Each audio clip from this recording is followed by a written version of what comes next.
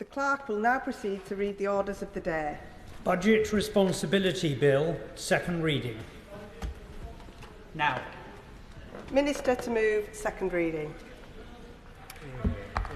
Thank you, Madam Deputy Speaker, and can I congratulate you and welcome you to your place in the chair and say what a privilege it is to open this debate on behalf of the government in my first appearance at this dispatch box as a minister in this new Labour government. At the general election, the British people voted for change. This new Labour government began work immediately to deliver on that mandate. Sustained growth is the only route to the improved prosperity that this country needs and to improve the living standards of the British people. After 14 years of Conservative failure, this work is urgent. It is now our national mission. To deliver on our mission, as my right honourable friend, the Chancellor, has set out days after taking office, we must fix the foundations of the economy and restore economic stability. The Chancellor emphasised this commitment to deliver economic stability by meeting with the Office for Budget Responsibility, the OBR, soon after becoming Chancellor. Under the legal framework we inherited from the party opposite, there is no requirement on the Treasury to subject fiscally significant announcements to independent OBR scrutiny. We all experienced what happens without this, when huge unfunded fiscal commitments are made without proper scrutiny and when key economic institutions like the OBR are sidelined. The country cannot afford a repeat of the calamitous mini-budget of September 2022, when Liz Truss and Kwasi Kwarteng's reckless plans unleashed economic turmoil that has loaded hundreds of pounds onto people's mortgages and rents. Conservative ministers put ideology before sound public money, party before country. Madam Deputy Speaker, with this Labour government, we are turning the page. We will always put the country first, party second.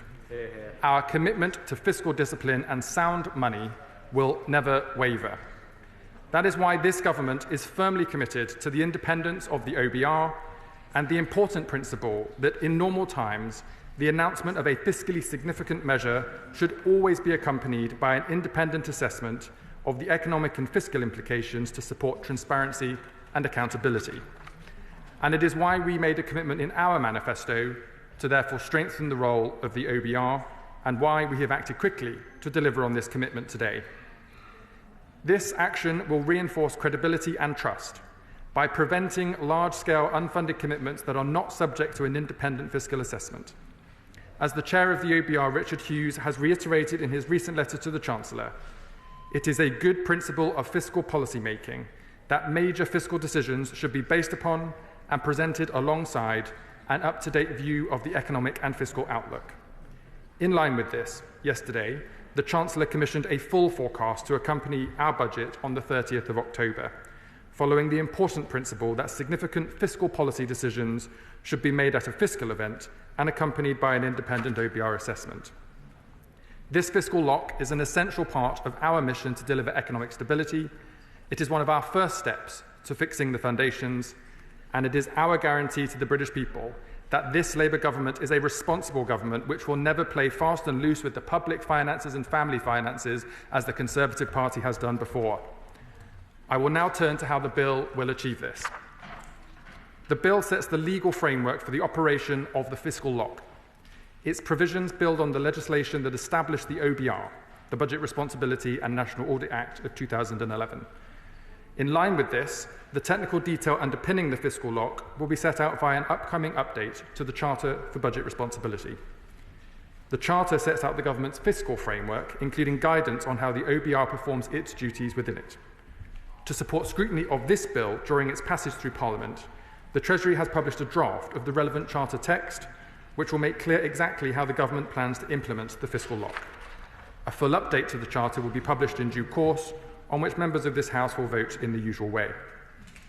The bill itself does 5 things to ensure that proper scrutiny of fiscal plans will be followed. First, the bill requires that before the government makes any fiscally significant announcement in Parliament, the Treasury always requests that the OBR presents an assessment taking this into account. This builds on the usual process whereby the Chancellor commissions the OBR for an economic and fiscal forecast to accompany a fiscal event. It guarantees in law that from now on, every fiscally significant change to tax and spending will be subject to scrutiny by the independent OBR. Second, it gives the OBR new powers to independently decide to produce an assessment if they judge that the fiscal lock has been triggered. If a fiscally significant announcement is made without the Treasury having previously requested a forecast from the OBR is required to inform the Treasury Select Committee of its opinion and then prepare an assessment as soon as is practicable. This means that, come what may, the OBR, through Parliament, will be able to hold the government to account. Third, the bill defines a measure or combination of measures as fiscally significant if they exceed a specified percentage of GDP, with the Charter then setting the precise threshold itself. Setting the threshold in this way provides clarity for both the OBR and external stakeholders about what constitutes a fiscally significant announcement, i.e. when the fiscal lock has been triggered. And it ensures that the government can set it at the right level going forward, recognising economic conditions. The threshold level itself will be set at announcements of at least 1% of nominal GDP in the latest OBR forecast. As an example, this year, the 1% threshold would be £28 billion. This will ensure that we properly capture any announcements that resemble the growth plan of former members Liz Truss and Kwasi Kwarteng in 2022, with the broader risks of macroeconomic stability that this entailed. Fourth, the bill ensures that the fiscal lock does not apply to governments responding to emergencies, for example, the COVID-19 pandemic. The bill does this by not applying in respect of measures that are intended to have a temporary effect and which are in response to an emergency. The Charter will define temporary as any measure that is intended to end within 2 years. This recognises that it is sometimes reasonable, for example during a pandemic, for the government to act quickly and decisively without an OBR assessment if that is needed in response to a shock. Of course, in emergencies it may be appropriate for the Chancellor to commission a forecast from the OBR to follow measures that needed to be announced or implemented rapidly, and that would happen in the usual way. Alongside any such announcement, the Treasury will be required to make clear why it considers the situation to be an emergency. As set out in the updated Charter, the OBR will have the discretion to trigger the fiscal lock and prepare a report if it reasonably disagrees. Fifth and finally, the bill requires the government to publish any updates to the detail of the fiscal lock, such as the threshold level at which it is triggered, in draft form at least 28 days before the updated Charter is laid before Parliament. This is an essential safeguard in the bill, preventing any future government from choosing to ignore the fiscal lock by updating the Charter without the consent of Parliament. I shall. And the Minister is setting the stark realities of where we are financially. It's important that we all understand that. I just wonder, has the Minister had the opportunity when these things could be fairly dramatically change the financial positions of us all within the United Kingdom? For instance, regionally, the Northern Ireland Assembly is one example, the Welsh Assembly, the Scottish Parliament. I think it would really be important that those discussions take place with them early enough so that the impacts of what could happen or might happen would be better understood. I thank the honourable gentleman for his contribution. As I'm sure he knows, the Chief Secretary to the Treasury is traditionally the lead minister in government for relationships with the finance ministers in the devolved governments. I've already met a number of times with his counterparts in the Northern Ireland Executive, as well as theirs in Scotland and Wales, and I look forward to meeting them in person in Northern Ireland, I hope in September, for further such discussions. Madam Deputy Speaker, to conclude, people across the country are still suffering the consequences of the Conservative Party's economic experiment in 2022. Conservative ministers took the most reckless decisions without any thought for their real-life impact on the British economy and on family finances. Astonishingly, they have still made no apology. With this Labour government, our commitment to fiscal discipline and sound money is the bedrock of our plans. So, the Budget Responsibility Bill guarantees in law that from now on, every fiscally significant change to tax and spending will be subject to scrutiny by the independent OBR. The bill will reinforce credibility and trust by preventing large-scale unfunded commitments that are not subject to the scrutiny of an OBR fiscal assessment.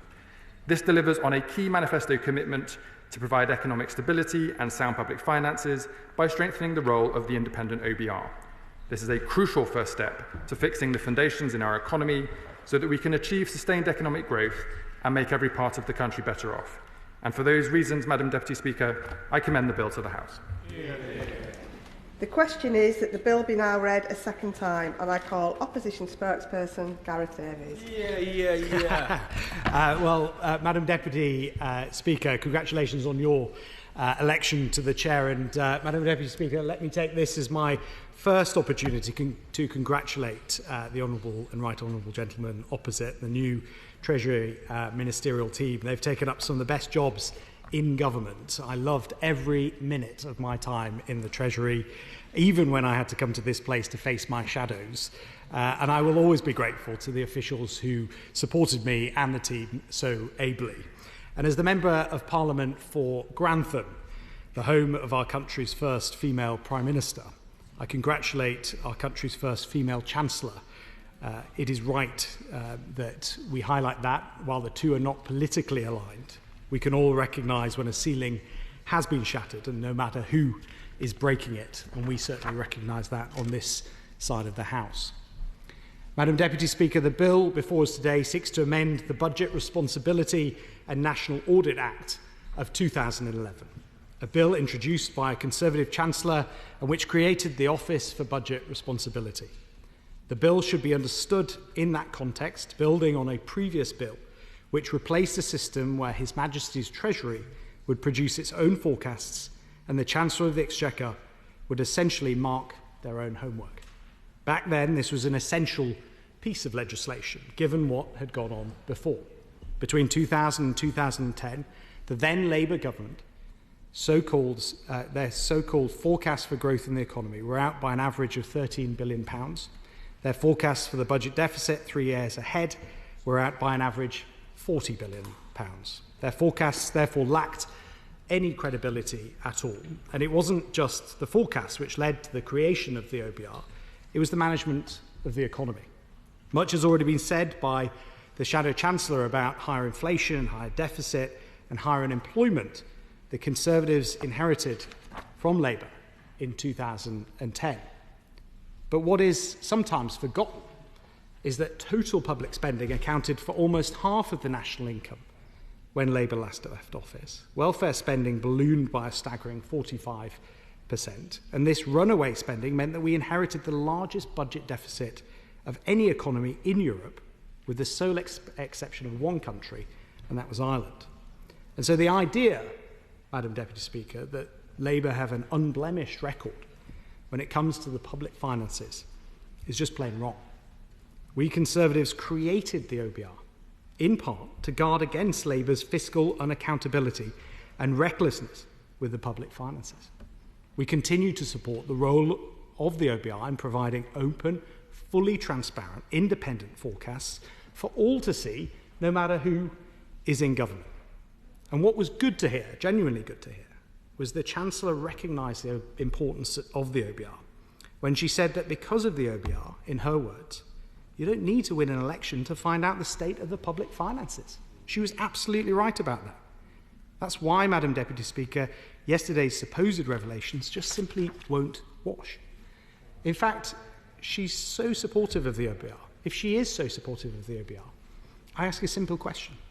Why was yesterday's statement based on Treasury analysis and not OBR analysis? Surely if they're very supportive of the OBR, they would have asked the OBR to conduct that analysis, not internal Treasury analysis.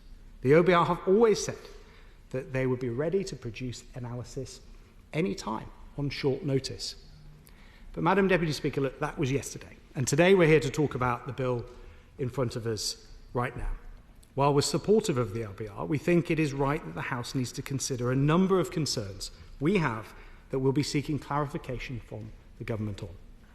Firstly, the bill will require the Treasury to request and the OBR to produce a report on fiscally significant measures announced by the government, with the exception of temporary emergency measures. The definitions of these terms, fiscally significant, temporary and emergency, will be set out in the Charter for Budget Responsibility, as the Chief Secretary outlined. The draft Charter text, published alongside this bill, deems measures to be fiscally significant if they cost the equivalent of 1% of GDP in any financial year. It defines as temporary any measure intended to end within 2 years. and the draft charter text gives the OBR discretion to reasonably disagree with the Treasury's interpretation of what constitutes emergency. Given some of the rhetoric around this bill, we note that nowhere in this bill, or the surrounding documents, is the OBR actually empowered to prevent a government from taking fiscally significant action of any kind. The effect of this bill is to ensure that an OBR costing accompanies any fiscal significant action a government takes, nothing more, nothing less.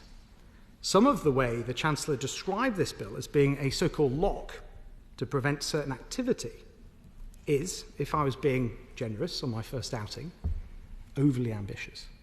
The bill is described as introducing a fiscal lock which the Chancellor promises will prevent large-scale unfunded commitments. It's just not what this bill does, though. There is no fiscal lock. If anything, it's a forecast lock. The potential impact of this bill is limited, so limited, actually, so specific as to leave some to wonder whether, for all the animated hyperbole of the Chancellor yesterday, this is prioritisation of gimmicks over governing, despite what the Prime Minister said at the King's speech. I will in a moment. Secondly, and as I say this, I say it genuinely constructively, the government needs to be better prepared to clarify what is meant by emergency. The draft charter gives the OBR the power to reasonably disagree with the government's interpretation of what is or not an emergency.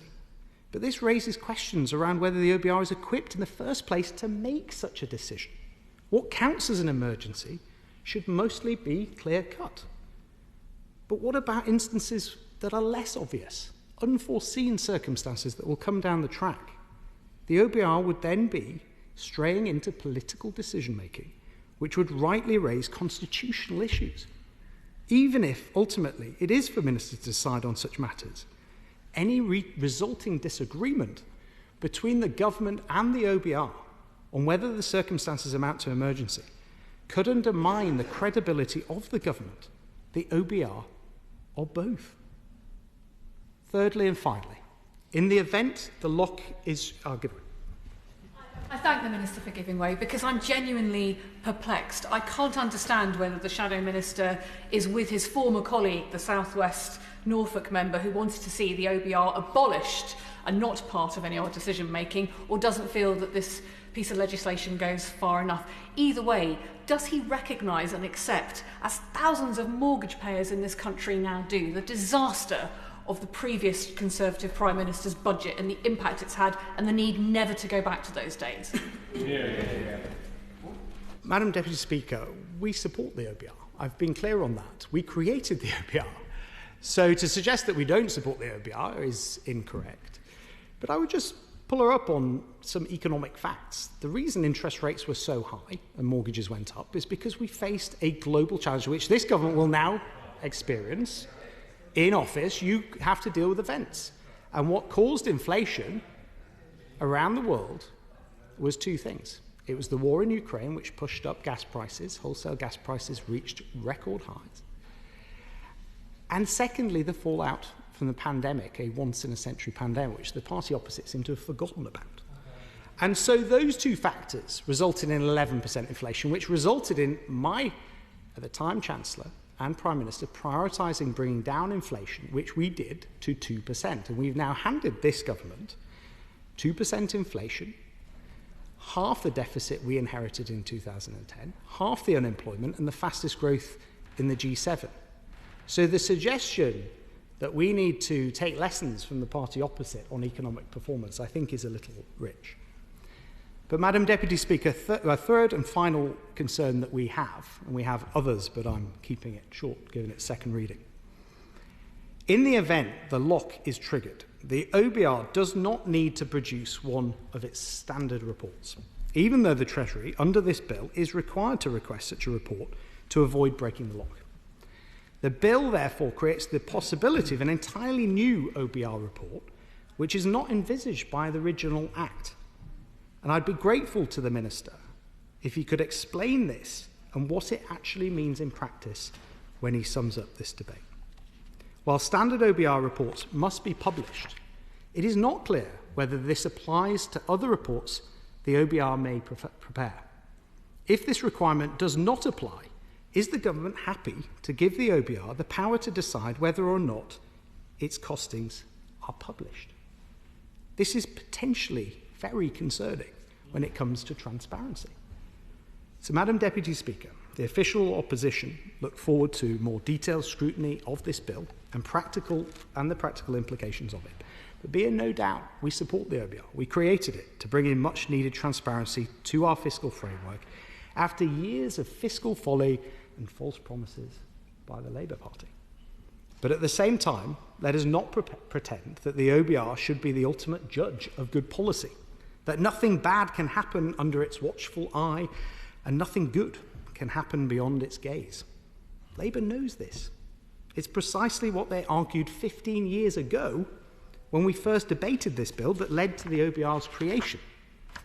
Nor should it become too political. The OBR should be a referee, not a player, in the fight for fiscal accountability. In the end, we stand by the principle that the British people, through their elected representatives, should always have the deciding say on public policy. We look forward to debating this further in the months ahead. We will not be voting against this bill at second reading, and we look forward to the debate. Stella Creasy. Thank you, Madam Deputy Speaker. I feel like I'm almost in Alice in Wonderland's world when it comes to listening to the opposition benches responding to this piece of legislation. I certainly feel concerned that they may have been with the Cheshire Cat and possibly following the Queen of Hearts, trying to pretend that their previous Conservative Prime Minister didn't exist, or indeed that the member for Spelthorne was never ever the Chancellor. Those of us, and I declare a direct conflict of interest, paying a mortgage, know all too well how they were in charge and the damage that they did with their disastrous mini-budget, and so why this piece of legislation is so important. And I'll wager that their constituents can tell them too, if they wish to try to suggest that the economic harm that the previous government did to this country and that we will all be paying for generations to come was solely to do with Ukraine or indeed the pandemic. That mini-budget was a political choice. But worse than that, it was a politically uninformed choice, because the government of the time consciously and purposefully made the decision on ideological grounds to press ahead with a budget that cost 1% of our GDP, and to hell with the consequences, as we have all seen. That is why this legislation is so important. Now, I am pleased, I will always welcome a sinner repenteth, Madam Deputy Speaker, a shadow spokesperson who recognises the value of independent scrutiny and indeed urges us all to go further. We will always welcome that approach because it is right, because our constituents do deserve better, because we can see how bad things are and how broken this country is. And what this bill has at the heart of it is what funds there are to repair the damage that was done by the previous administration. That is why the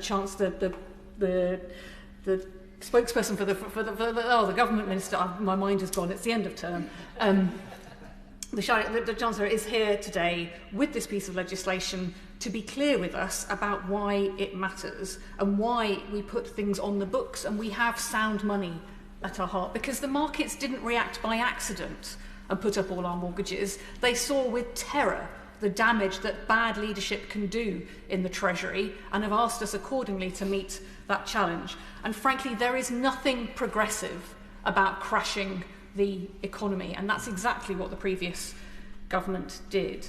Now, by putting on the record the need to report independently on fiscally significant measures, we are starting with a clean sheet to say that we will not take such a reckless approach with other people's money, because at the end of the day, that's what this is. The tax revenues that are generated are the monies of our constituents, and therefore it is right that we are careful about how we administer them.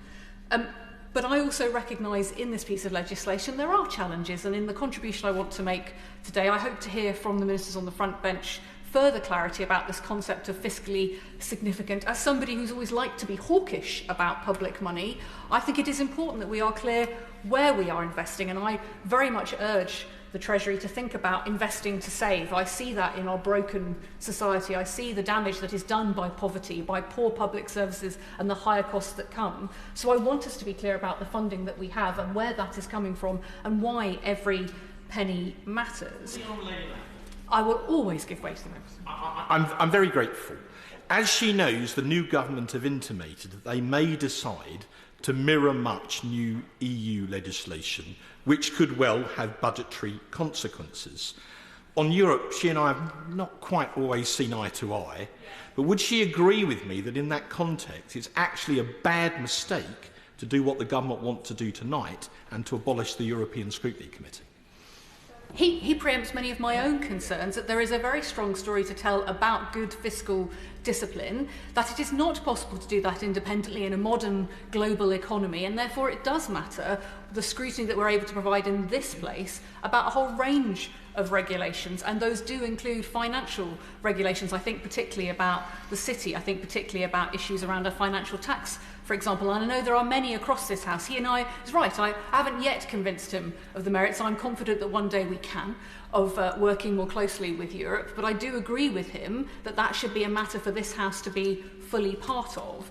Just as I believe in the principles behind this piece of legislation, that disinfected comes from transparency and it comes from our ability to see what is going on. And that's why I think it is so right that this government has brought this legislation forward. But let me move on to some of those areas where I think it is right that we ask what we mean by fiscally significant. Because he and I might disagree about what deal we do in resetting our relationship with Europe, but there can be no doubt it will have a very clear economic impact on this country. I think right now of the hauliers considering whether they will give up bringing goods to the UK at all because of the Brexit border tax, a measure that the previous government admitted was inflationary, that could have a substantial impact not just on our food security but on our economy, on pushing up the cost of living, that many of our constituents know that there is still too much month at the end of their money. And any measure, to my mind, which makes that harder is something that we should challenge. Well, that will also reflect our tax take. The point that I'm getting to is if we're talking about measures that are so fiscally significant that they account for 1% of GDP, well, a trade deal would easily meet that criteria. So we need to be clear in this legislation, clear what we ask of the Office of Budget Responsibility, who after all have provided previous evidence on the impact, for example, of leaving the European Union, whether we consider their role in such matters. If we are going to put everything on the book, let's make sure that the public understand fully the decisions that we're making and where that information is coming from. Another area where I feel that as a House we need to act, especially if we're being asked to make very difficult choices about some of the most vulnerable in our communities, those people who rely, for example, on welfare, those pensioners who might rely on the winter fuel payment, is around our outgoings. Because we have to be honest, this country is pretty much bankrupt as a result of the previous administration. And if somebody in that dire financial position came into our surgeries, we would sit with them and we would talk about a debt relief order. We would look at their costs. We would look particularly at consolidating the debts that they may have. Many of my colleagues here will know that for many years I have been concerned about legal loan sharking. Well, that's not just within people's private lives, it's within the public sector as well. And I consider the Private Finance Initiative to be the legal loan sharks of the public sector. If we are talking about fiscally significant measures, measures that meet that test of £28 billion, well, we have £151 billion of outgoings committed to private finance companies in this country against £57 billion worth of assets. Most people can see those figures do not add up. Local authorities spend around £18 billion every 2 to 5 years on PFI repayments, of which about £4 billion is interest costs. That would suggest an average interest rate of around 35%. If somebody came into your surgery with a loan at a 35% interest rate, you would be encouraging them to go to a debt relief order. Our country is no different. And it matters because individually local authorities might not meet that fiscally significant threshold, but collectively they will for us. Because we're not going to let hospitals and schools go bust, go out of business. Indeed, Parklands High School in Liverpool was built under PFI. It was closed because there wasn't a demand for the places, but Liverpool City Council are still paying £12,000 a day for that closed school. They have £42 million left to pay in repayments, and the company that owns it is making a profit of around £340,000 a day from that scheme. Private finance companies are on our books, and they should be on our books nationally. They should be considered a fiscally significant measure, because there are things that we can do to consolidate those loans and to reduce the outgoings that will come.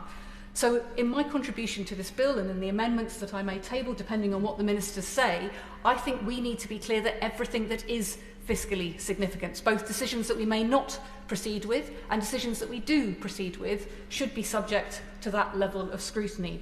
The National Audit Office has already given us plenty of information about the poor value for money of private finance initiatives, and many people here who have these schools and hospitals in their constituencies will have seen it firsthand. There is evidence from the Department of Health about what could be done to consolidate those loans that probably would generate some of those savings that would be fiscally significant when we're talking about the sums involved.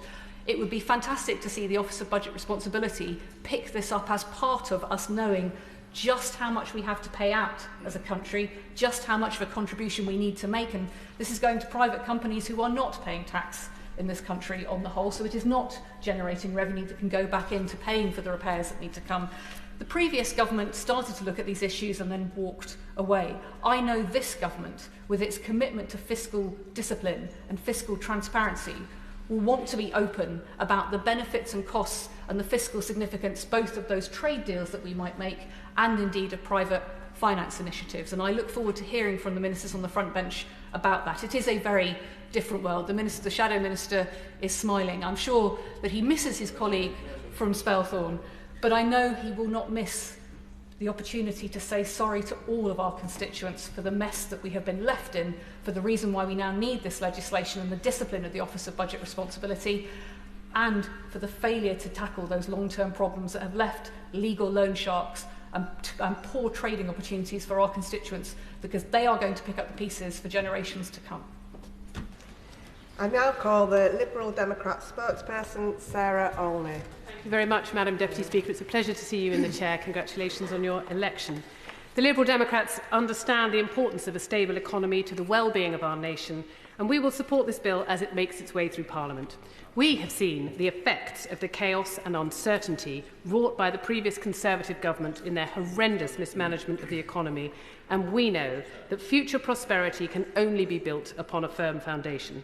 The former member for South West Norfolk may have intervened to prevent officials from using the phrase disastrous mini-budget in the King's Speech document. However, this was a disaster for which many millions across the country continue to pay the price. Liberal Democrat MPs have been returned to this House in greater numbers than ever before because we understand how much our constituents have suffered from the increase in mortgage payments, higher fuel bills and escalating food prices that resulted from the disastrous mini-budget. We will do all we can to tackle the cost of living crisis being felt by so many, and we welcome the new government's commitment to building a strong platform for economic growth. We welcome this bill as a signal of strengthened fiscal responsibility and transparency, which we hope will prevent a repeat of the Conservatives' disastrous mini-budget under Liz Truss from ever happening again. And after the turmoil of the outgoing Conservative government, we welcome the seriousness of intent of this government as it rebuilds trust with the financial markets and the business and financial sector as a whole. The financial irresponsibility and unfunded tax cuts seen in the mini-budget sent mortgage rates soaring and continued a pattern of low growth, falling living standards and business uncertainty under the Conservatives. Millions of people across the country continue to see the devastating impact of this disastrous governance in their food and energy bills and feel its heavy burden in their own personal finances. A recent report from the Institute for Fiscal Studies shows that 320,000 people have been pushed into poverty because of mortgage interest rate rises caused by the incompetence of the previous Conservative government. It has been devastating to hear the stories of so many households dragged into poverty and to know that so many families are struggling under the worst cost of living crisis in a generation.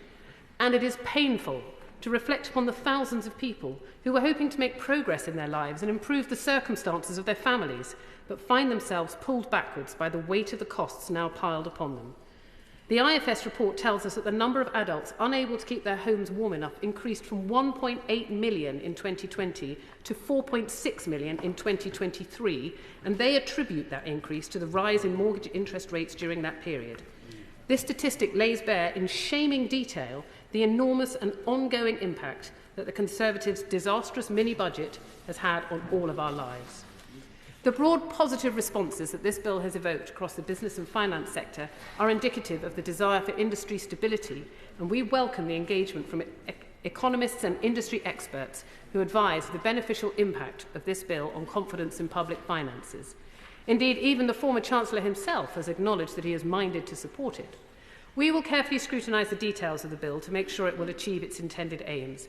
In particular, we will look closely at the threshold for fiscally significant measures set out in this legislation as measures worth at least 1% of GDP or approximately 30 billion, and whether this regulation could be circumvented by governments announcing major changes just below the threshold. The proposed terms had a substantial threshold before the OBR could insist on intervening, raising questions over how easy it would be for a government to skirt the rules and avoid scrutiny from the watchdog. While we understand that the bar has been set relatively high in order to prevent a large-scale, irresponsible fiscal event, such as the disastrous mini-budget, we are aware of the limitations that this places on the bill. In particular, with regards to announcements which would have largely indirect fiscal events because of their impact on the economy, but small upfront costs to the government and therefore wouldn't trigger the fiscal lock. We ask the Chancellor whether a GDP measure alone can adequately capture the impact of a spending or taxation measure on the economy, and whether the government should examine the possibility of using additional criteria in establishing the threshold. And we must consider the wider context within which the Conservatives' damaging mini-budget came about to determine whether the proposed measure we are debating today would be sufficient in itself to stop such a disaster from ever happening again. The Conservatives' period in government, during the last two parliaments in particular, was characterised by a distaste for the institutions that provide checks and balances to power, accompanied by efforts to actively undermine them. Throughout the course of the last few years, we've seen attacks on the judiciary, the civil service, on the BBC, on the Bank of England, on the EU, and on any British citizen who dared to express the view that the government's botched Brexit deal was doing enormous damage to our economy. We have seen the provisions of international treaties be airily discarded. Conservative ministers even illegally prorogued Parliament. Even now, in the Conservative Party leadership contest, it seems the one thing all candidates agree on is promising that the UK should leave the European Court of Human Rights. The disastrous mini-budget emerged from a philosophy that the power of a central government exercised by successive Conservative Prime Ministers can trump other vital independent institutions. And it's precisely this philosophy that we must never see from government again. The ongoing failure of the former Member of Parliament for South West Norfolk to apologise for the disastrous mini-budget underlines the fact that she thinks she was both entitled and correct to unleash it onto an unsuspecting country that voted neither for it nor for her. To truly address the causes of the systemic failure that led to the disastrous mini-budget will take a great deal more than just this bill. It requires the government to work alongside the institutions that exist to both support and challenge its decision-making. It requires the government to submit its proposed measures to parliamentary scrutiny. Liberal Democrats think that reforms devolving power to local bodies to decentralised decision-making would also strengthen our ability to take long-term decisions in the national interest. This bill and other measures are encouraging signs of this new government's intention to ensure that those in power will act with more integrity and transparency. But ultimately, unless all governments are themselves committed to upholding the principles of fiscal responsibility, transparency and sound governance, the risk of future disasters like the mini-budget will remain. In our general election manifesto, we set out the need for every fiscal event to be accompanied by an independent forecast from the OBR. More broadly, we wish to see the government foster stability, certainty and confidence by managing the public finances responsibly, getting the national debt falling as a share of the economy and ensuring that day-to-day spending does not exceed the amount raised in taxes. And we must make the tax system itself fairer by asking some of the wealthiest companies in the world to pay their fair share, the big banks, the oil and gas producers, the tech giants, instead of adding even more to the burden on hard-working families. To improve stability and growth, we need to fix our broken trading relationship with Europe and set up an industrial strategy, helping to make Britain one of the most attractive places in the world for businesses to invest. We must work in partnership with responsible, sustainable businesses to tackle the climate emergency and spur the growth needed to invest in health, social care, education and other essential public services. Responsible public finances are essential for the stability, certainty and confidence that drive economic growth, and they are vital in getting mortgage rates under control too. Under the outgoing Conservative government, we found out just how much pain and damage can come from fiscal irresponsibility. Liberal Democrats want to see a thriving British economy that provides jobs and opportunities for people and is attractive to businesses and investors. We welcome this bill as a useful step in that direction, helping to improve long-term stability and responsible economic management. Thank you. Thank you so much. Point of order, Madam Deputy Speaker. Does the point of order relate to the business being discussed right now? Business of the day, yes, Madam Deputy. Yeah. Just for reference, I know for new MPs it can be tricky, but points of order must be relevant to the business or be made during transition between items of business. But I know as a new MP that isn't easy, and I'm grateful for the member for giving notice of this point of order, so proceed. Thank you, Madam Deputy Speaker. We're hearing a lot about transparency, accountability and scrutiny. But the reality is, on the business of the day proposed by the Leader of the House is the plan to abolish the European Scrutiny Committee. Now, when this country voted to leave the European Union, we voted to take back control. How, Madam Deputy Speaker, can we scrutinise the activities and negotiations of this government with the European Union if the government abolishes the European Scrutiny Committee? Surely it's completely in contrast to what the government has proposed in its manifesto and all of these discussions about scrutiny. Yeah. I'm grateful for the member giving us notice of his points of order. It is for the government to decide what orders should be tabled and whether there should be consultation. Any select committee can scrutinise matters within its remit, which may include matters relating to the European Union. The remit of the European Scrutiny Committee is to examine European Union documents as defined in Standing Order number 143. Broadly speaking, there are proposals for European Union legislation or policy. It is for the House to decide whether the committee still fulfils a useful function now that the UK is no longer a member of the EU, not for the Speaker. Thank you. I now call Martin Rhodes. Madam Deputy Speaker, thank you for calling me to make my maiden speech during this debate. I moved to Glasgow in 1992, expecting to stay for 3 years. And now, over 3 decades later, I'm very pleased to have made it my home. And for those more than 30 years, I have lived in the north of the city. It is therefore a great privilege and a great responsibility to have been elected to serve the constituency of Glasgow North. It is a constituency of huge variety and diversity.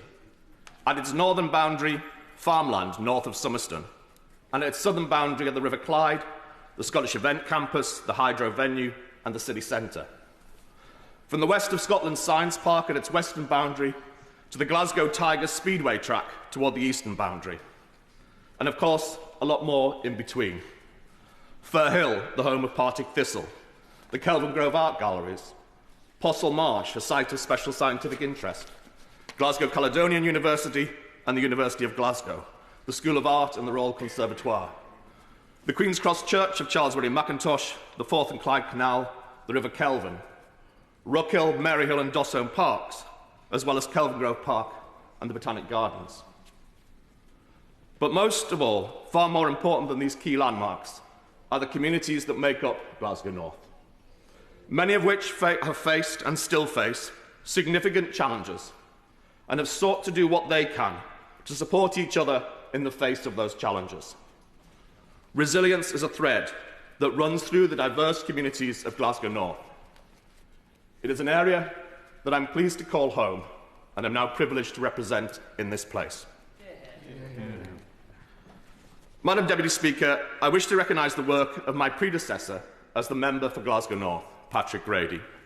In his time here, he was chair of the All-Party Parliamentary Group on Malawi and has a long interest in development issues, an interest I'm sure he will continue to pursue outside this place.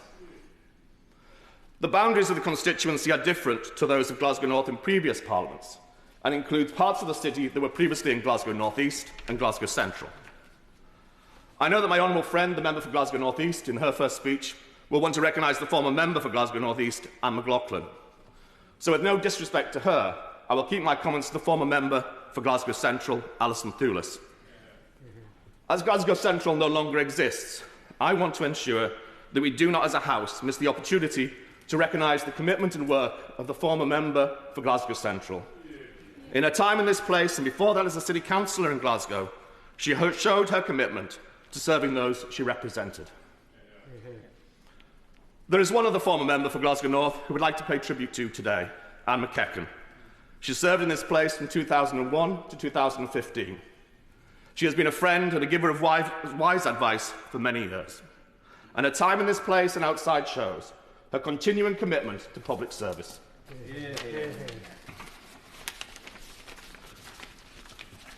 All of us here want to ensure that we represent the people that we are elected to represent. And we also recognise across this chamber the aspiration to serve of all members. But we also need to ensure that mutual recognition of this service does not blind us to the challenges that face politics and public service. A number of events not too long ago have added to and encouraged the distrust, not just of politicians, but of politics itself.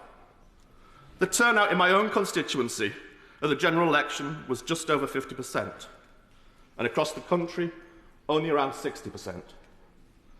There are many reasons for this. Certainly, in some constituencies such as mine, the large amount of student accommodation lying empty because of the summer break counted towards lower turnout. And across Scotland, holding an election at the start of the school holidays may have reduced turnout too. But we should not let these contributory factors hide the clear opinion of many that politics is a self-serving occupation to which they demonstrate their indifference, distrust and disdain by not using their vote.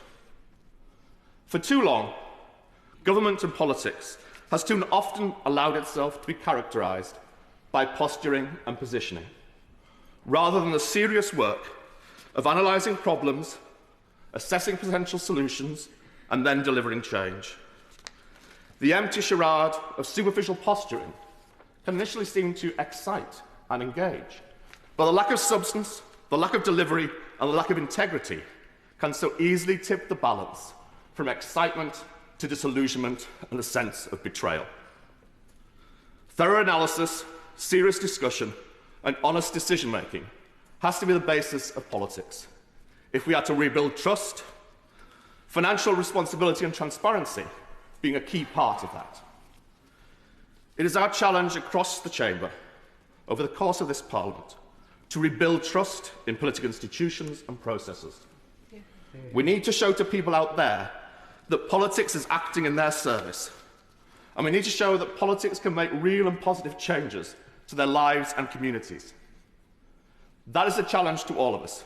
Madam Deputy Speaker, that is the challenge that I hope that I can meet as I try to do so over the course of my time in this place. Dave Doogan. Thank you very much, Madam Deputy Speaker, and I'm very pleased to follow the honourable member for Glasgow North, who's just delivered a textbook maiden speech. In so doing, he negotiated his way round the sort of fairly awkward changes to the Glasgow constituencies and played, I think, judging by the reactions within the chamber, a unanimous salute to two former servants of their constituency, whom he now serves, and also hard-working representatives within this chamber. And I think if I could reciprocate, he also mentioned former Labour Minister in the Scotland office, I seem to recall at the time, Anne McKechnie, who invited me to her constituency office in Glasgow when I was a mature student around about 2010-11, and gave me a good hour of her time, which at the time I thought, well, that was fairly generous. As an MP, I realise now just how generous that was to do for somebody who was not your constituent and who within about 2 or 3 minutes clearly demonstrated signs of a particularly different political outlook. So congratulations to the honourable member. Madam Deputy Speaker, I welcome the Budget Responsibility Bill and commend the Government for bringing it forward. I'm not certain it is what they say it is, and I'll develop that in a wee moment. But who amongst us can forget the aftermath of the Truss Quartown debacle, plunging businesses and households across these islands into chaos, while then the pair of them disappearing off into the sunset, leaving us here to pick up the pieces of the arrogant and economically illiterate fiscal experiment while in government. And if anyone has forgotten, then they aren't the mortgage payers up and down these islands who are still paying the price of that particular Tory government misadventure. Mortgage rates spiked at 6% after the mini-budget, and figures out last week, Madam Deputy Speaker, from Moneyfacts show that the average rate for a 2-year fixed deal is still 5.79%. We in the SNP warned at the time that the mini-budget approach would lead to economic chaos. Therefore, the SNP can only be supportive of these measures included in the bill to help try and ensure that there is never a repeat of that ridiculous performance. So, an independent assessment by the OBR for major and permanent fiscal interventions is welcome. It's responsible, we support it, but to be clear, it is no silver bullet. It won't fix the economy, and nor will it prevent fiscal incompetence from the current or future Chancellor or their officials or junior ministers. It won't fix the credibility of Chancellors who, for example, upon taking office, say they didn't know about the £20 billion black hole in the previous government's fiscal plan which they were adopting, even though they were warned about it repeatedly and in public by the SNP, by the IFS and others.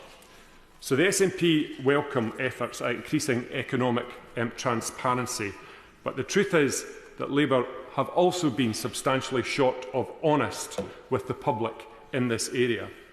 The new government is seeking to create a counter-narrative, a counter-reality to uphold the belief that the cuts and tax hikes which Labour will soon visit upon businesses and communities across these islands have been done to Labour by the Tories rather than done to the people by Labour.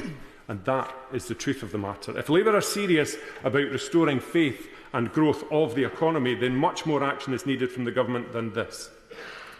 No economy ever cut its way to growth, but rather growth being a function of investment. In closing, Madam Deputy Speaker, I greatly fear this new Labour government is getting a bit carried away with its own success and sailing off from reality at some knots.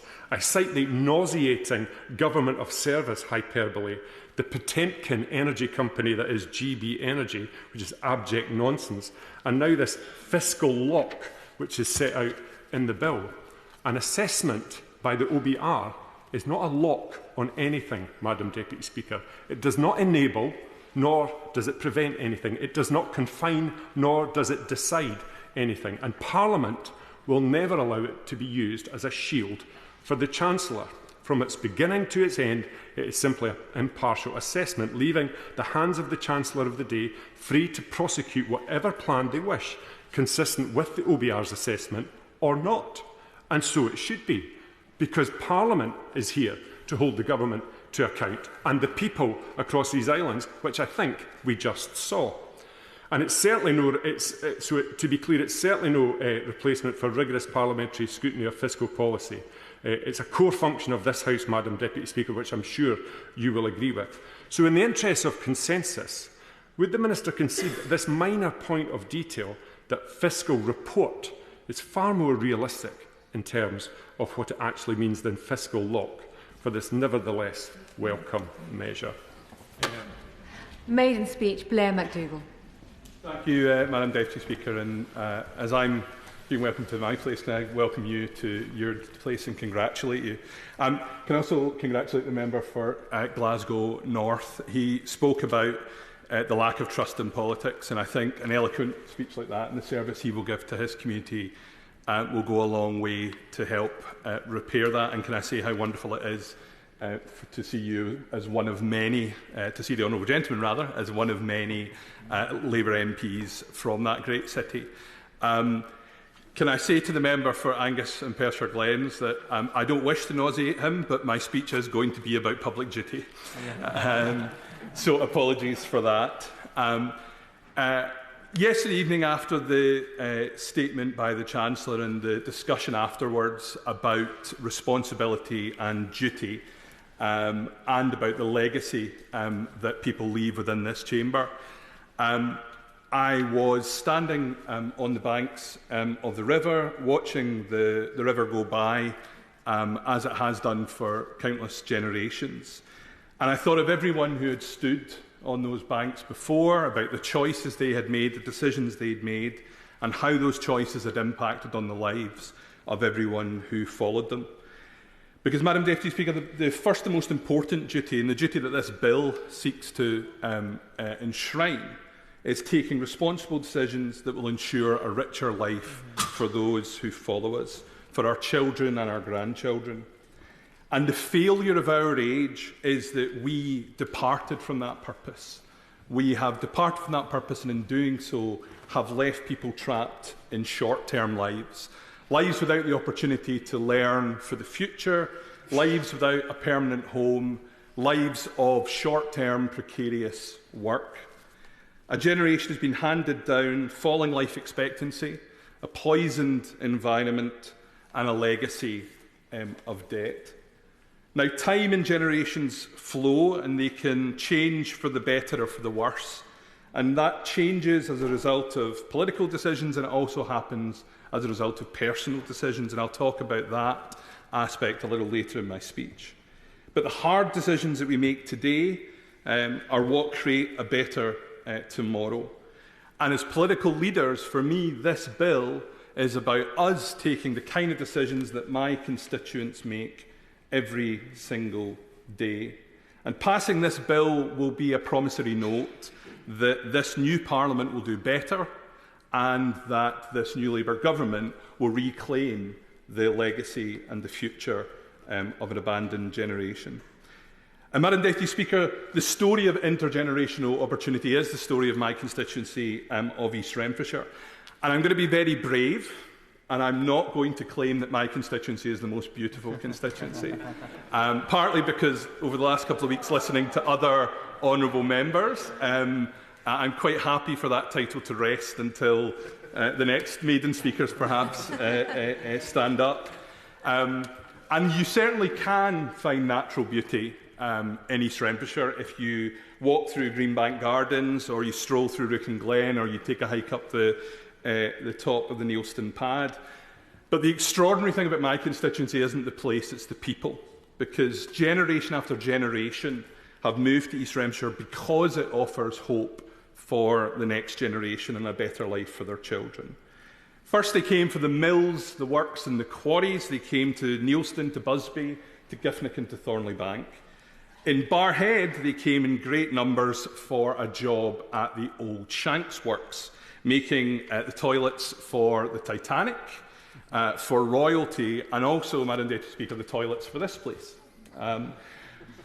I must admit there is some jealousy for me when I hear other honourable members talk about the pride they feel when Mr Speaker has chosen whisky that members sip on, or the shortbread for the canteen that members snack on, or the member for Inverclyde in West Renfrewshire talking about the seats that we sit on coming from his constituency. I don't want to think about what honourable members do on my constituency's most significant product, but I hope the relief it provides enhances the quality of debate in the chamber. But those industrial workers were followed south out of Glasgow by the Irish and the Jewish communities, then by Muslim families, and in turn by Hindus and Sikhs. And more recently, we've been joined by Ukrainians and Hong Kongers who are not just looking for opportunity, but looking for liberty. Because East Renfrewshire is somewhere where people aspire to live. Parents sacrifice and strive to make the dream of living there real, driven on by the love of their families. Because in East Renfrewshire, Madam Deputy Speaker, we have extraordinary schools, the best schools in Scotland, with remarkable teachers who open wide the future for our children. And I want to make special mention of the remarkable Isabel Mayer School, where every child with additional special needs is valued and celebrated. But sacrificing and striving for the next generation doesn't stop at the school gates in my constituency. It goes far beyond that.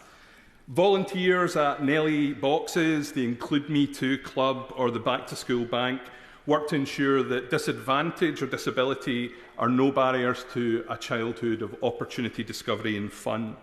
St Cadoc's football team is typical of the sports clubs who offer our kids the confidence and camaraderie that comes with competition. Started in 1987 by the school Janny, it now has thousands of kids playing football. But I could have just as easily told the story of Giffnock Soccer Centre, Barhead Youth Football Club, Neilston Wasps, GHA or Whitecraigs Rugby Club, or East Wren Cricket Club.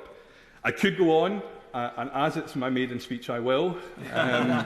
Harlequin Youth Theatre gives kids the thrill of performance, and our flourishing Girl Guides, Scouts, Boys and Girls Brigade, and our Maccabee offer young people adventure and a taste of leadership. East Renfrewshire is, to borrow a phrase from something else, a constituency of joiners. That's a wonderful thing, unless you happen to be their Member of Parliament. I know from speaking to my predecessors that East Renfrewshire is not always the easiest place in the world to represent. 3 different honourable members from 3 different parties have won and lost my constituency in the last decade. My immediate predecessor, Kirsten Oswald, deserves enormous praise for the service she gave to the constituency, which is typified by the fact that when she lost the constituency at one general election, she came back and fought again and won. I hope I should say that is not something which is repeated, but it's typical of how much she loved this constituency. Both she and Paul Masterton, my Conservative predecessor, have been a source of constant support and advice, and I thank them for that. I also want to make special tribute to the former honourable friend, but now just my friend, Jim Murphy, who served the constituency for 18 years. I know from my time knocking doors in the election how fondly he was remembered by the constituency, and it's been wonderful to talk to more long-standing honourable members to find out that he's still as fondly remembered in this place. Madam Deputy Speaker, prior to the election, I spent most of the last decade working with Democrats against dictators around the world. But not all of my predecessors had such a frosty relationship with authoritarians. In 1941, Rudolf Hess bailed out of his Messerschmitt over the fields outside of Eaglesham in my constituency and parachuted to the ground. The Deputy Führer of the Nazi Party was seeking to negotiate with Douglas Hamilton, a former Member of Parliament from East Renfrewshire, who Hess believed, perhaps unfairly, to be a Nazi sympathiser.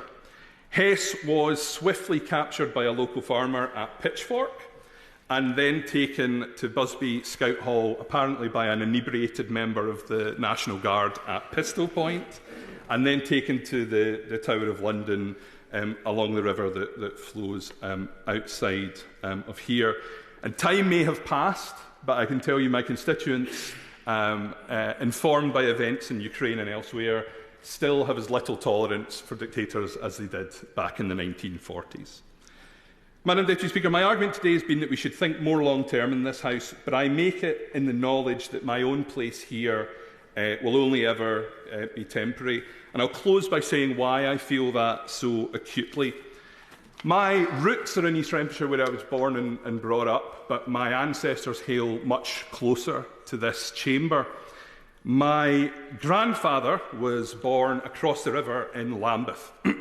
He was one of 7 children scattered to different orphanages and foster homes when his parents died.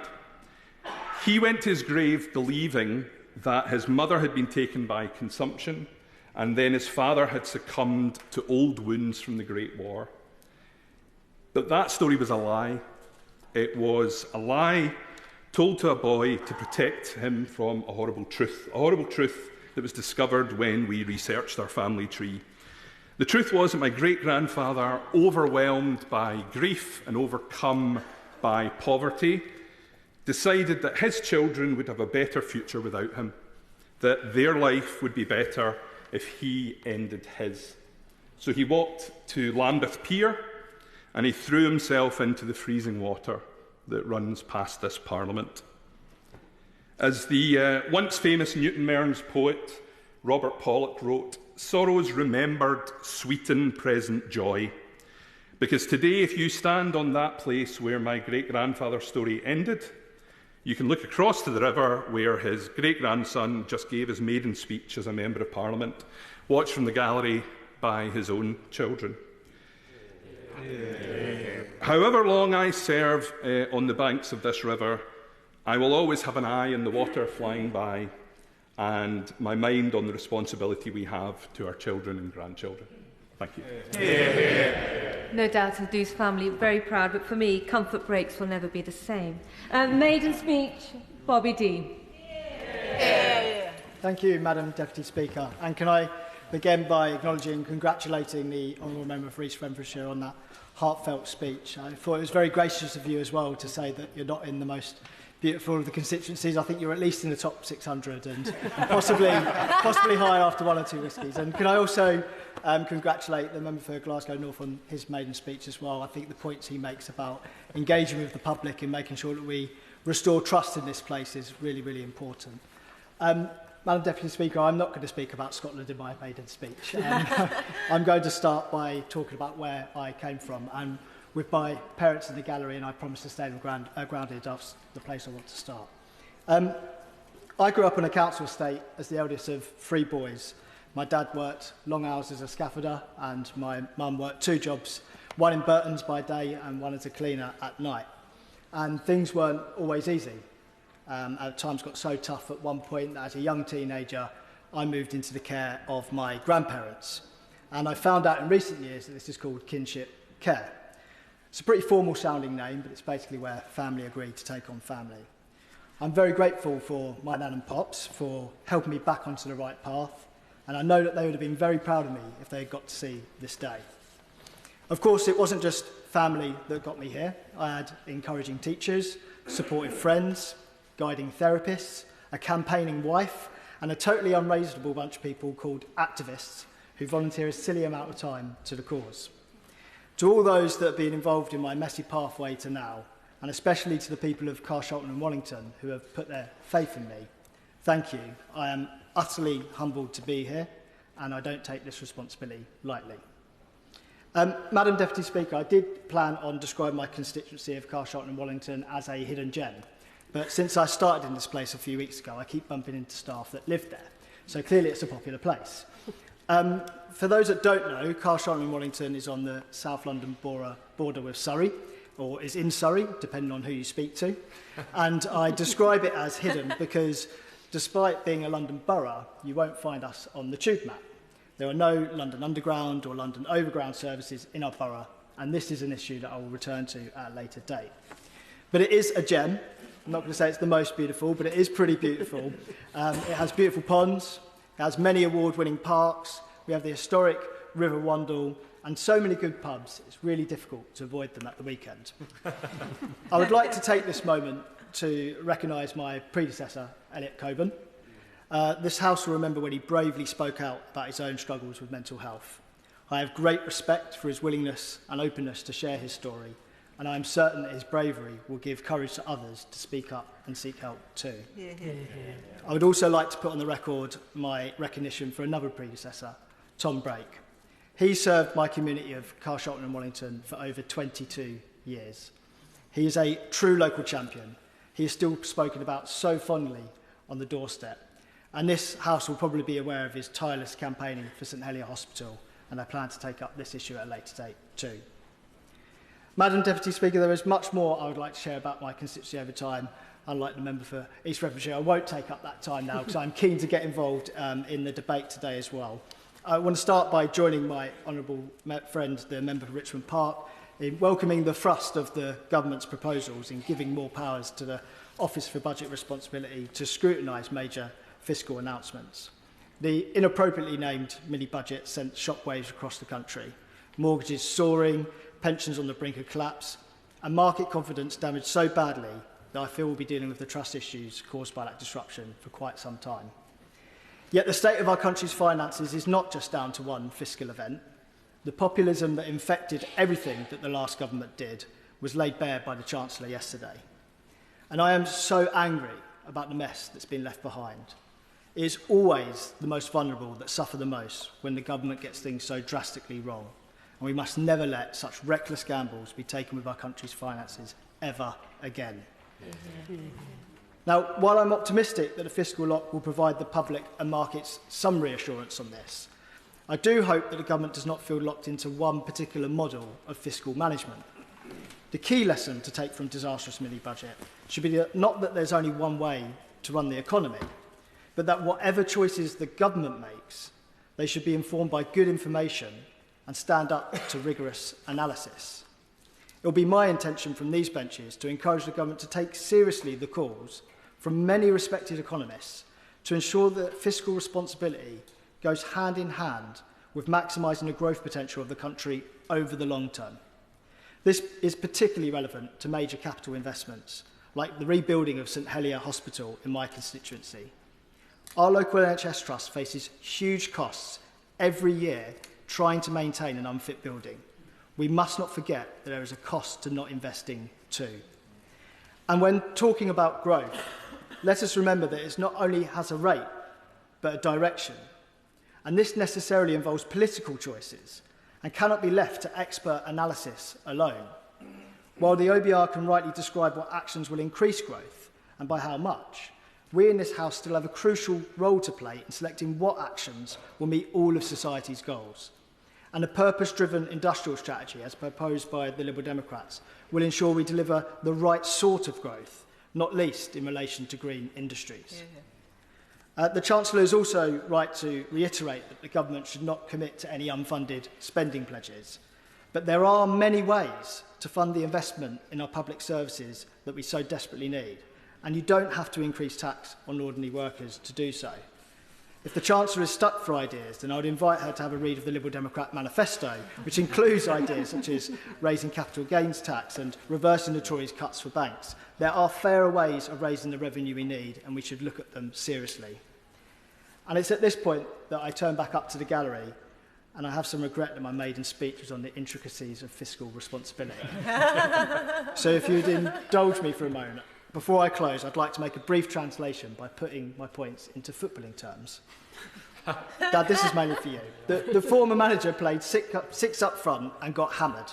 But that doesn't mean that the new manager has to revert to a defensive five at the back. There are many different styles of play out there, and I think some of them will have bigger rewards. So let's get the balance right and get our country winning again. No doubt your mum and dad enjoying that up in the gallery. Now, another maiden speech, David Burton-Sampson.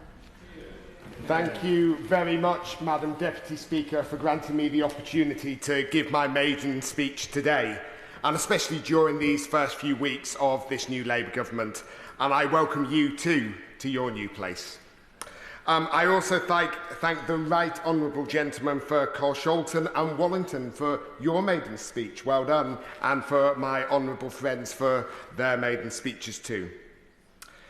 Madam Deputy Speaker, it is truly the honour of my life to stand here today as the first ever Labour MP for Southend West and Leigh. I'm excited to take on the challenges ahead, and I'm delighted to represent such a wonderful constituency such as this one. I'd like to start by giving my recognition and thanks to Anna Firth, my predecessor.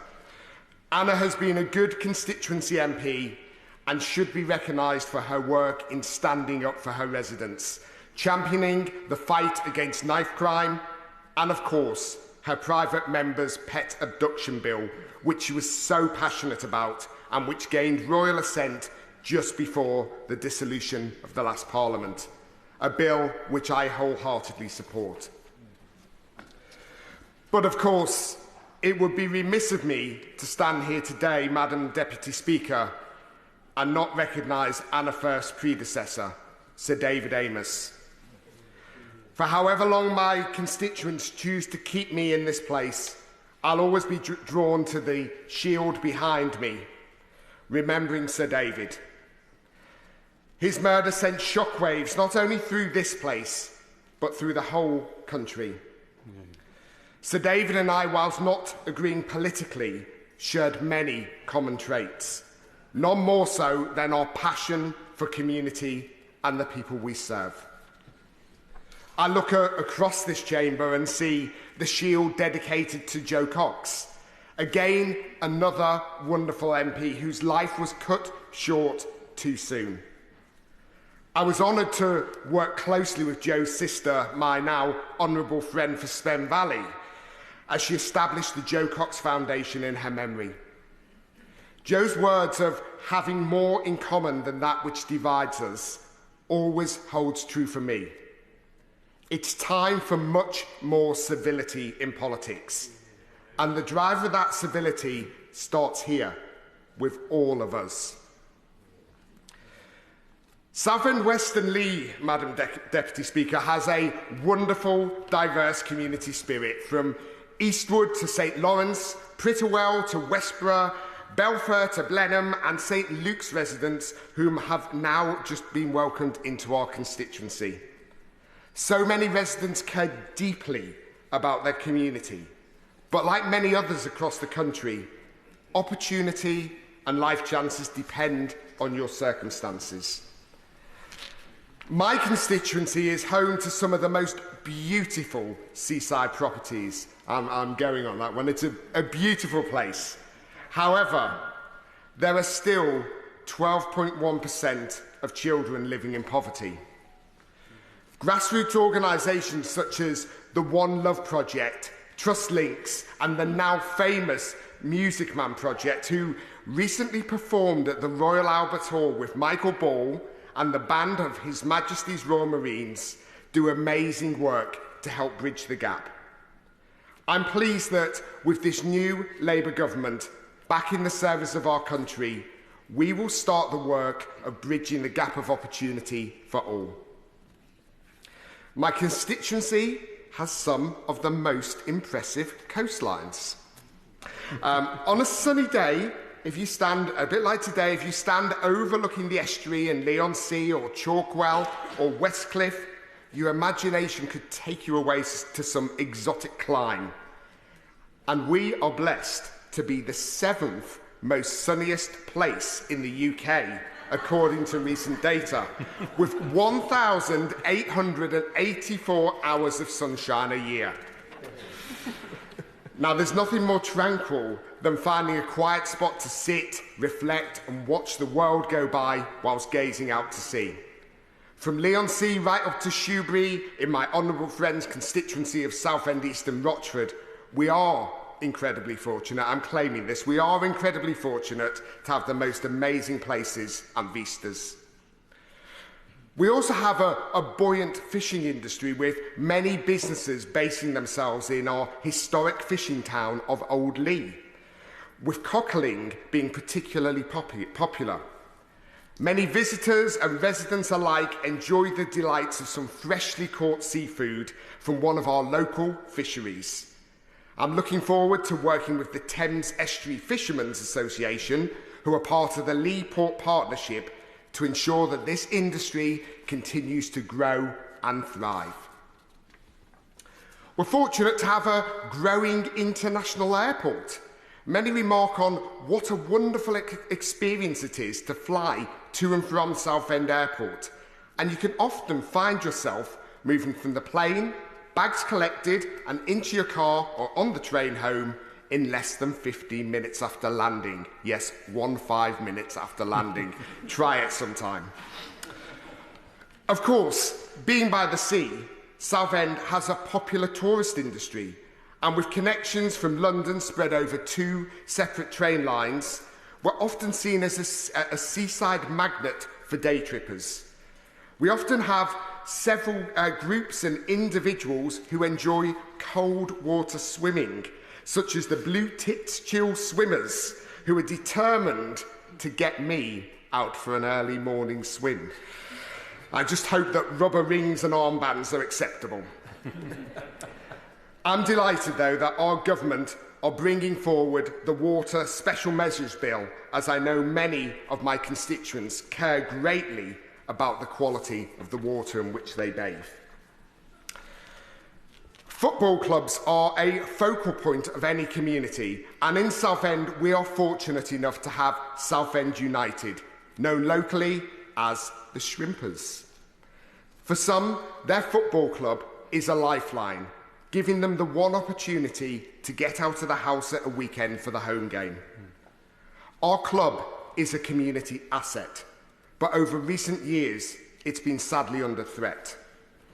This insecurity has created much worry in the community. However, just over a week ago, we got the news everyone had been waiting for, as the club has been saved by a consortium of new owners. I'd like to congratulate Councillor Daniel Cowan, the leader of Southend City Council, and his council officers, and the COSU Consortium for working with the previous owner to get this complex deal over the line.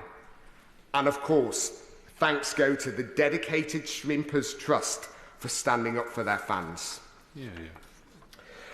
The situation with Southend United, as we have sadly seen with other clubs around the country too, highlights the need for the Football Governance Bill, which I'm pleased to see included as part of the recent King's speech.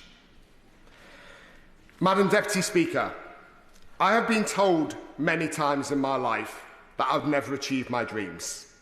The boy from a single-parent family, brought up in social housing, the boy who looked different to all the other kids in school and was often harshly reminded of that fact. So often it felt like I was on an uphill struggle. I felt like I was fighting so much harder than those around me to achieve my goals. From being the first person in my family to go to university, building my professional career, and of course, more recently, my political career. I want to thank those mentors that I had in my life who believed in me and who helped me slash through that elusive glass ceiling. You all know who you are. I hope I can now be an example and a mentor to others, and that they will see that anything is possible, no matter who you are. I'd like to finish by paying tribute to my close family and friends who have always had faith in me, especially my husband Mark, who is here today, for his unwavering support for me over the years, and who continues to stand alongside me as we enter this new phase in our lives. I'm immensely proud to represent the 103,000 residents in my constituency, and I'm looking forward to giving them the support they need to live a happier, healthier and fairer life, driven by our mission-led government focused on economic growth. A government who have learned from the mistakes of the past and who will ensure they never happen again. And I welcome the Budget Responsibility Bill and its measures, which will bring greater fiscal accountability and economic stability. My constituents, like so many others, will benefit directly from this government's exciting programme of change, as laid out in the recent King's speech, and I look forward to playing my part in it. Thank you. Sir David Amos was a mentor of mine. Thank you for mentioning him. He's very sorely missed. Now we go to another maiden speech, Jess Brown-Fuller. Thank you, Madam Deputy Speaker, and it's wonderful to see you take your place in the chair. And a pleasure to follow the Honourable Member for Southend West and Leigh, who spoke passionately about his constituency and also about embracing all that we have in common rather than divides us. Also very interesting to hear that you live in the 7th sunniest place. I look forward to coming back to that later in my speech. And it's an honour to address the Chamber as the newly elected Member of Parliament for the beautiful Chichester constituency. The constituency has undergone some boundary changes in this general election, and so I would like to start by thanking the 2 predecessors who represented the residents that I now serve. Firstly, Gillian Keegan was the MP for Chichester since 2017 and was the first female MP to represent the constituency. She served as Secretary of State for Education and proudly championed apprenticeships and the opportunity that her own apprenticeship afforded her after growing up in Knowsley in Liverpool and leaving school at 16. She was well liked by the Conservative Party and across the House, and although our politics are different, I wish her well in her future endeavours. I would also like to pay tribute to Nick Gibb, the member for Bognor Regis and Littlehampton from 1997. Both Bursted and Pagham residents mentioned to me on the doorsteps during the last few months that he was a popular MP that had served his constituents well, which no doubt added to their frustration when they realised they were moving to be part of the Chichester constituency when their hearts belonged with Bognor Regis. So I'd like to take this opportunity to reassure those residents that my love for the area that I've grown up in knows no bounds, and from Bursted to Bosham, Selsey to Southbourne, Westbourne to the Witterings, Fishbourne to Funtington, and all the other areas that didn't fit within my poor attempt at alliteration, I will champion you all. Madam Deputy Speaker, today is the final day in the chamber before recess, and although I have no doubt that MPs will be rushing back to their own constituencies to spend every possible moment there, if they do manage to steal away for a long weekend, then I relish the opportunity to be a tour guide for a brief moment and tell you why a weekend in Chichester is a weekend well spent.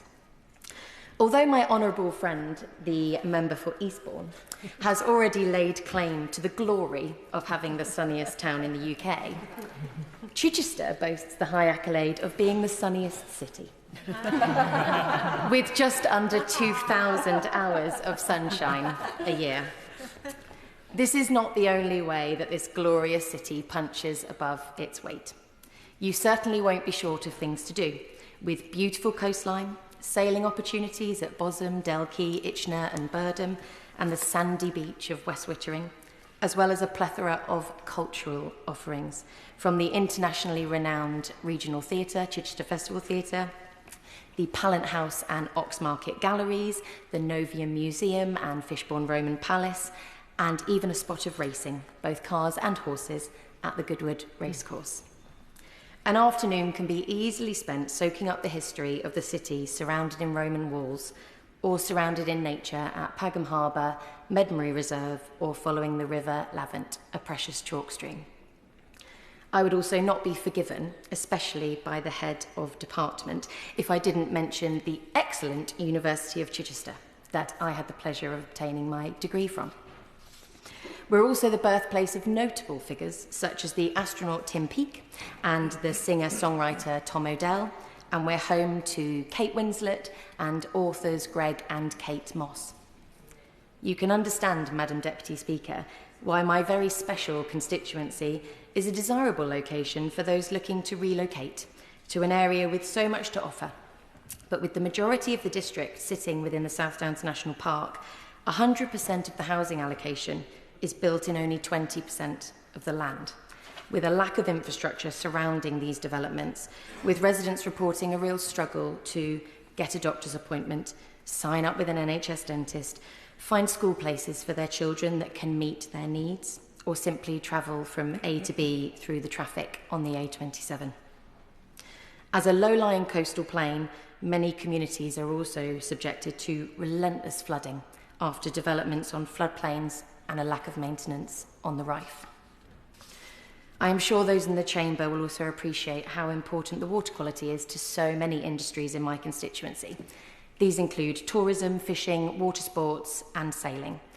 Therefore, it pains me to say that some of the most active storm overflows are in my constituency, and Chichester Harbour, which is a site of special scientific interest, has been downgraded to an unfavourable declining condition. The River Lavant has warning signs along the bed, encouraging residents and visitors to wash their hands if they come into contact with our water. And those that enjoy swimming in our water are weighing up the health benefits of cold water swimming against how regularly they become ill from doing so. Trust in our water companies and the water regulator is at an all-time low, and the Liberal Democrats have called for measures to address the issue that is a blight on constituencies like mine. The average house price in Chichester, Madam Deputy Speaker, is an eye-watering £455,000. And residents regularly express dismay at their increasing rents and mortgages after the disastrous mini-budget, trying to make progress in their lives and being pulled back under the immense strain of increasing cost pressures. I welcome the bill today that commits to responsible economic governance to go towards ensuring that what we saw in the last Parliament never happens again. Finally, Madam Deputy Speaker, I would like to pay tribute to those that supported me to be here, standing in the chamber, addressing my colleagues. I'd like to thank my wonderful husband, Dean, my son, Oliver, and my daughter, Bethany, for their understanding and support, which has spanned far longer than this campaign. They are my inspiration, and I'm fighting for their future, as well as every child's future in this country. I'd also like to thank my mum. I'm not going to look at her. I just realised I can't look at her. Who joins us in the gallery, who had been so looking forward to retiring in May this year, only to be thrust days later into a general election campaign, knocking on doors with me, delivering leaflets and being my childcare. Fully behind me, trying to achieve the unachievable. Because Chichester has had a Conservative MP since 1868, except for a brief spell in 1923 when it flirted with liberalism for just 12 months. On July the 4th, residents went to the polling stations and voted for change, whether they were traditional Conservative voters or whether they were Labour and Green voters lending me their support. We made political history that night. I recognise the weight of responsibility on my shoulders to do every single one of those people proud and represent the area that I have had the pleasure of growing up in. It is a privilege and an honour, and I will fight for my special patch of our country every day. Thank you. Well done. Maiden speech, Andrew Pakes. Thank you, Madam Deputy Speaker. It's a privilege to make my maiden speech with you in the Speaker's chair. And thank you for giving me this opportunity. And to be able to follow such wonderful maiden speeches, particularly those by my honourable friend, honourable member for Chichester. I'd like to pay tribute to her and her mother. I'd also like to pay tribute to some of the other, to follow the first ever Labour MP for Southend West and Leigh, and to pay tribute to my good friend from East Renfrewshire for bowing out of the competition with Peterborough over which is the most beautiful constituency between us. I can think of no more important debate to be speaking in my maiden speech than one which is about securing our economic stability in order for my city and this country to flourish. As the gateway to the Fens, the home of food and farming, Peterborough is willing to play its part in rebuilding our country. Madam Deputy Speaker, it turns out I am the 5th MP for Peterborough in 7 years. We had 3 in 2019 alone. So I hope to bring some of the much heralded stability that the front bench talks about on this side to the tenure of being a local MP. And I pay tribute to my predecessors, all of whom have cared deeply about our city and worked hard to be a voice for our needs on the national stage. It turns out I also have some illustrious predecessors, and I feel I may be letting down my constituents. It's fitting during the Olympics to pay tribute to David Cecil, who entered Parliament having won a gold medal already at the 1928 Olympics. I look forward to talking about my egg and spoon race at school. I'd also like to thank my immediate predecessor, Paul Bristow, and his staff for the incredible hard work they paid looking after residents in need in our city. I'm proud to be part of the largest intake of cooperative MPs in Parliament's history. Cooperative and community values run deep in Peterborough. I am the second Labour and cooperative MP to serve our city, the first being my predecessor, Stanley Tiffany, who was elected in another significant change election in 1945.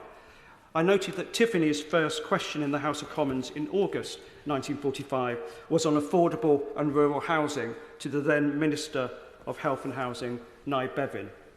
The answer was that housing was a priority for the incoming Labour government of 1945. 80 years later, that challenge remained, and I am pleased to see affordable housing will be one of the priorities of this Labour government coming into power in 2024. Tiffany's roots are in the Peterborough and District Cooperative Society, and I'm incredibly proud to have been elected alongside colleagues on this side of the House on a pledge to double the size of the cooperative economy, a pledge Tiffany could be proud of. Just a few weeks ago, I met staff at the Co-op store in Peterborough to hear about the rise in shoplifting and the abuse too many of them face.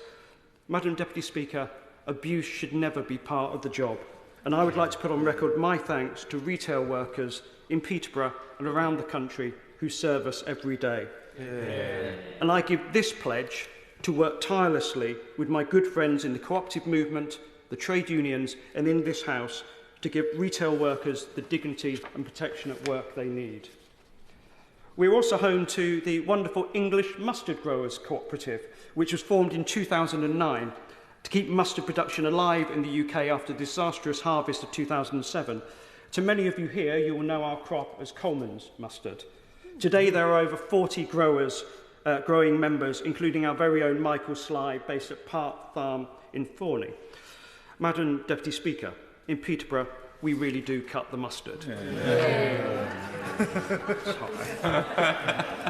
Peterborough has welcomed people from across the country and world for generations as a city, even more so when we became a new town. I am one of those people who have chosen to make Peterborough my home. The new town promise of a decent home, a good job and a great place to live remain as important today as ever. It is a promise that was frayed over the last 14 years. Peterborough is a working city with a rich history. We work hard, care for our community and love our country. We are deeply rooted in the industrial heritage of food, farming and engineering. We are home to a breathtaking cathedral, majestic mosques, an urban landscape surrounded by the fens and poet John Clare's country. We exemplify Clare's words. I found the poems in the fields and only wrote them down. We're at the heart of sugar beet country, home of British sugar. We show how urban and rural can live successfully side by side. We have a rich history and a bright future for food and farming. And I'd like to thank the farming community and my good friends in the National Farmers Union for their advice and friendship. I will always, in my time in this House, be a champion for food security and how we grow more food in this country. We draw on our engineering heritage in Perkins Engines, Caterpillar and Peter Brotherhood, and can use that heritage to create new high-skilled jobs and apprenticeships for the future. We are home to a new and growing university campus in ARU Peterborough and a new centre for green technology at Peterborough College, working to transition blue-collar to green-collar opportunities in hydrogen, electric vehicles and sustainable construction. We bring a rich diversity of communities and languages and traditions, from the Italians who arrived after the Second World War, Eastern Europeans and a large Kashmiri and Pakistani community. And visiting Azad Kashmir last year with friends from Peterborough remains a highlight of my life.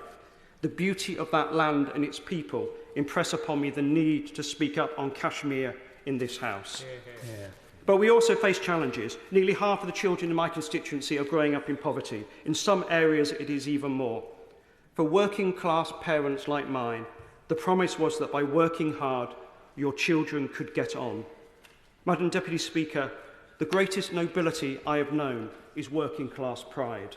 The pride in good work, in seeing your children succeed, in the ability to get on in life. That social contract has been broken and we are all the poorer for it. So I'd like to put on my record the love and gratitude for my parents for instilling in me that pride and for pushing me to do more. I believe they are watching on telly today, unless I think I'm up against Tom Daley and the diving. I'd also like to thank the trade union movement I've grown up in and been part of for my whole life, for giving me the skills, opportunities and confidence to stand for election and now to stand here in this House making this speech. I have had the immense privilege these last few years to serve as Deputy General Secretary of Prospect and Bectu and to serve internationally as one of the trade union delegates to the OECD's AI expert panel, adding my voice on international issues. The trade union movement makes Britain a better place. The thousands of voluntary contributions of workplace volunteers every single day keep people safe at work, help people get on at work and add to our economic wealth. I am proud to be union made. And I'd like to finish with this point. One of the things that drove me to stand for election this time was the sad passing of my brother in 2016. Richard's sudden passing from an accident followed by sepsis was tragic, but it also brought home to me this, that my family were only able to get through it with the help and care of NHS staff who looked after my brother and my family. Now, sepsis is something this House has learnt more about recently due to the bravery of the former member for South Thanet. and I pay tribute to him. Yeah. The NHS and our public servants are the best of us, and I give this commitment in the House today that I will use whatever time I have in this place to champion the NHS, but also to champion awareness over the dangers and terrors of sepsis and what it does to people and their families. So, Madam Deputy Speaker, Peterborough stands ready to play our part in rebuilding our country. We have drive, dedication and purpose. And with a government on our side, we look forward to driving opportunities in Peterborough and around the country. Yeah. I look forward to seeing his campaigns on behalf of his brother Richard. Another maiden speech, we now have Joshua Reynolds. Thank you, Madam Deputy Speaker. It's an honour to be called to make my maiden speech as a Member of Parliament for Maidenhead, a place I've always been proud to call home. And I'd like to recognise the Honourable Member for Peterborough, his fantastic maiden speech. It's clear from his speech his passion for his constituency, and I know he will be a fantastic representative of them. Next time I'm putting mustard on one of my ham sandwiches, I will be thinking of him and his constituency. Maybe not of the pun that he put in as well. As a new MP, Madam Deputy Speaker, I was sent a very early email by the fantastic team at the House of Commons Library with maiden speeches from my predecessors to get an idea about what I may like to say. But considering my constituency Maidenhead has only had one MP prior to myself since 1997, there wasn't a lot for me to go off. I must therefore start by paying tribute to that predecessor, Theresa May, who represented the Maidenhead constituency for 27 years. Yeah. During her time on the front benches and in number 10, she made sure that she put Maidenhead first, once famously having spent a week of late nights in the EU having negotiations, only to get straight off the plane in London and heading for a school carol concert in the town centre. Although I disagree with her on many things, her dedication to the people of Maidenhead is something that I admire and hope to emulate. Yeah. Hers are big and often very much reported by the media shoes to fill.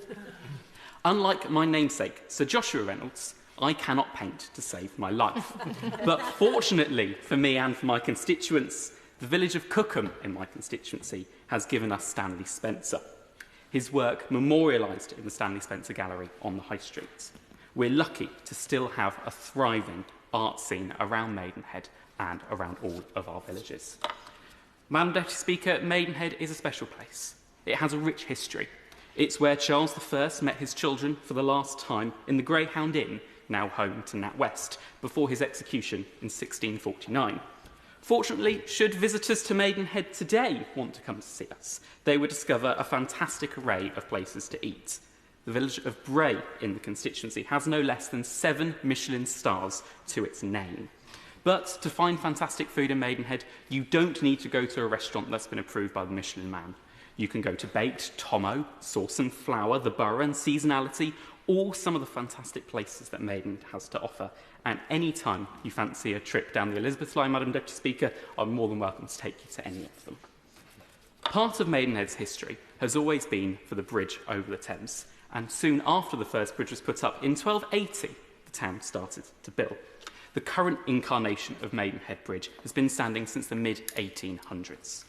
The toll on Maidenhead Bridge was removed on the night of the 31st of October 1903, in a move that, had it been done today, probably wouldn't have been worthy of attention from the Office of Budget Responsibilities.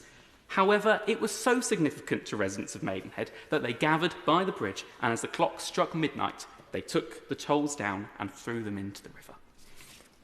Another part of our history, famous for bridges, is the Brunel-designed Maidenhead Railway Bridge, otherwise known as the Sounding Arch, opened in 1839, attracting significant attention for its innovative, low-rise arch design.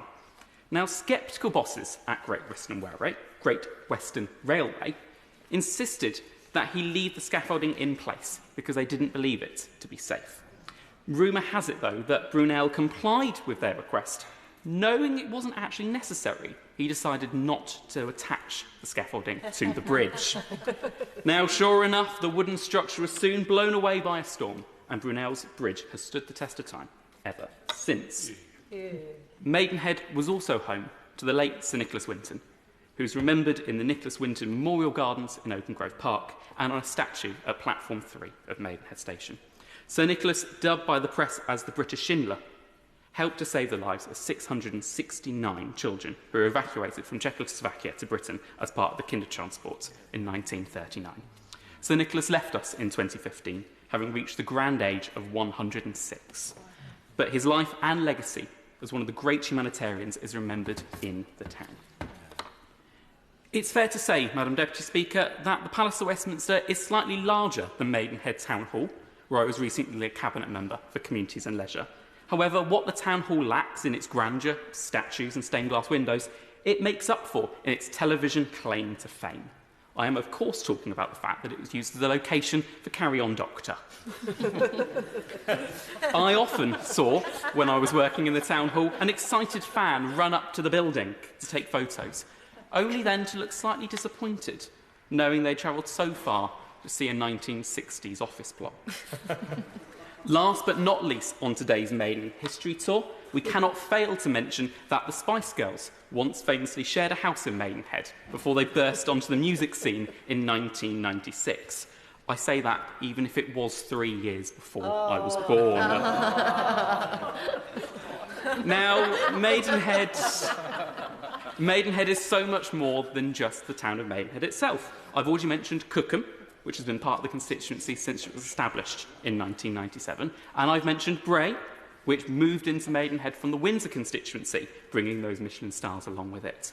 But it's also home to Binfield, Warfield and Winkfield, which moved into the constituency at this election. They may be the newest parts of the constituency, but they are just as important as the rest of it. And I look forward to spending time in each of them over the next few weeks as we head into recess. Madam Deputy Speaker, I must pay tribute to Maidenhead's fantastic primary and secondary schools. They work to give pupils from all walks of life and all abilities the best start that they can have. And I'm hugely grateful for my teachers in Alwyn, Courthouse and First Platt Senior School for the work they gave me and the help. Without it, I wouldn't be here in this house today speaking to you. It would be remiss of me, however, not to talk about the challenges that we face locally. Significant number of residents in my community live in poverty. Homelessness is on the rise, along with the reliance on food banks. And our local baby bank, founded by local residents Rebecca and Councillor Amy Teasey, are seeing increased demand for their services. We must take action on fuel poverty, extending free school meals, and restoring the basic standard of living that vulnerable residents need the most. Health services are patchy in Maidenhead, with GP surgeries under phenomenal pressure and the nearest general hospital being over in Slough. I'm determined to see the walk-in centre reopened at St Mark's Hospital after it was closed down as a temporary measure at the beginning of COVID lockdown. I want to see the site expanded to cope with all of the new homes and developments that are being built and proposed for the area. My promise to residents is that I will not let up in my efforts to close the health gap in Maidenhead. Maidenhead is a beautiful constituency, but if we are not careful, its waterways, from Binfield Cut in the south to the Thames in the north, will become open sewers. And I've pledged to residents in Cookham, Hurley, the Walthams, Bray, Binfield, Warfield, Winkfield and North Ascot that I will fight tirelessly to clean up their rivers. And I look forward to working with every single one of my colleagues in this house over the next few years to help make that happen. Thank you. Maiden speech, James Asser. Thank you, Madam Deputy Speaker, for calling me to make my maiden speech, and may I congratulate you on your election. Can I also congratulate all those who have spoken for the first time today and over the last 2 weeks. The speeches we have heard have been an incredible guide to the UK and should make us all proud of the country we collectively represent. I can offer my congratulations to the Honourable Member for Maidenhead on his contribution and wish him well in his time in the House. And I say, as an MP at the other end of the Elizabeth line and a Carry On fan, I accept his invitation to dinner. Could I pay a tribute first to my two immediate predecessors? Firstly, Sir Stephen Timms, the Right Honourable Member for East Ham, now representing a smaller version of that seat. He marks 30 years as an MP this year, and I know that he is well respected in this House.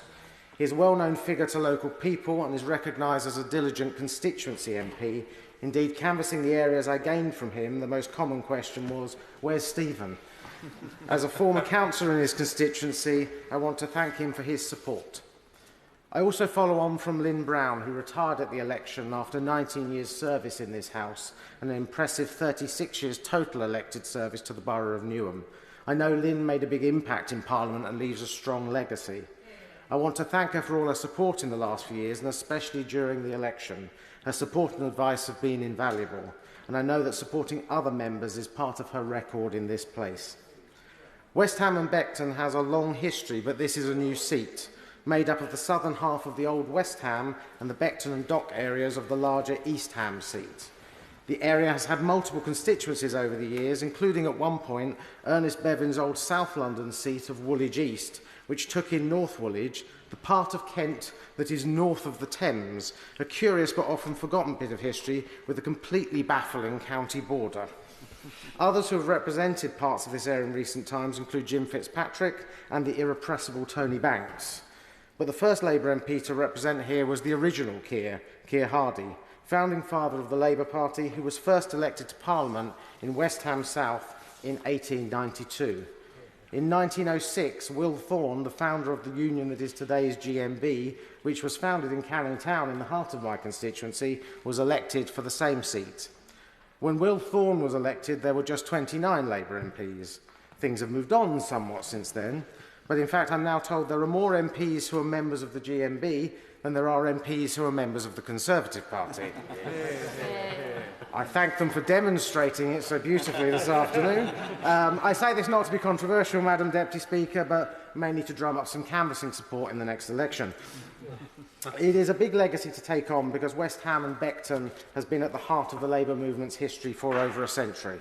It is also at the heart of this country's economic history. It contains the Royal Docks, which was the centre of much of the country's shipping and trade until their decline and closure in the early 1980s. And the area was also a hub for manufacturing and infrastructure, much of which, but not all, has since gone. Beckton Gasworks may now be primarily remembered for its spoil heap that became Beckton Alps and its one-time ski slope opened by Princess Diana, or as a film location for many movies and music videos, most notably Full Metal Jacket. Beckton is, however, still the site of Europe's largest sewage treatment plant. He's not here anymore, but I'm hoping that might reassure the member for East Renfrewshire a little bit. It was a key part of Bazalgette's work to clean up London in the Victorian era, and today is part of the Thames Tideway Tunnel. Sadly, river pollution is still a topical issue 2 centuries on, as so eloquently outlined by the Honourable Member for Chichester. And whilst many industries have gone, shipbuilding at Harland and Wolff and the Thames Ironworks is just a memory, although the local football team the Ironworks started in West Ham is doing all right. Some traditional industries, including Britvic and Tate and Lyle, are still big local factories at the heart of the community. But it is also a key element of London's economic future. The XL Exhibition Centre brings in 4 million visitors every year. London City Airport is London's most central airport and important to the City of London. We're also the new home for London City Hall and have London's only enterprise zone, which aims to create 35,000 new jobs and tens of thousands of new homes on brownfield sites. Education is also thriving, including the University of East London and the London Design and Engineering University Technical College. Locally, we like to celebrate our heritage, and we'll find many parks, buildings and roads named after local heroes, from the arts and sport through to politics and public life, such as local boxers and footballers to the speedway stars of the 30s, 40s and 50s who used to thrill on the racetrack at the old West Ham Stadium in Custom House, and to figures like local factory worker and suffragette leader Minnie Baldock, who founded the first London branch of the Women's Social and Political Union. Historic events in London's history too. The meeting in 1931 of Mahatma Gandhi and Charlie Chaplin is marked by the Gandhi-Chaplin Memorial Garden on the site where the house once stood. Most recently, to mark the move of City Hall, we honoured Sri Lankan First World War veteran and pioneering race relations campaigner Kamal Chunchi, who fought for better lives for the local black and Asian community, and in 1926 founded the Coloured Men's Institute, where City Hall now stands, to further that aim. And he speaks to the diversity of my constituency. We are one of the most diverse places in the country, with communities from every part of the world working and living alongside one another. It's what makes the area such a great place to live and to represent, and each community that arrives adds to the mix, but also joins those long-standing East London traditions of hard work, community spirit and plain speaking. Gwelchunchi also reminds us that while much focus is placed on the changes that have happened since 1945, there has been diversity much longer. In the 1920s, Canning Town had the largest black community in London. Migration has been a fact of East London life for centuries. German immigration into East London in the Victorian era is part of my own family history. The debate around those who choose to make the UK their home is frequently too narrow and too often driven by populist voices. We forget our history at our peril, but East London is a testament to its vibrancy.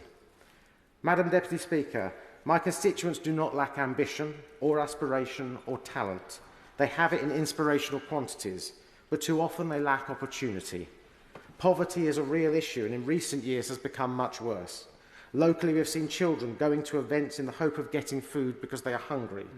Parents sleeping in shifts on mattresses on the floor because there is not enough room for the whole family to have beds.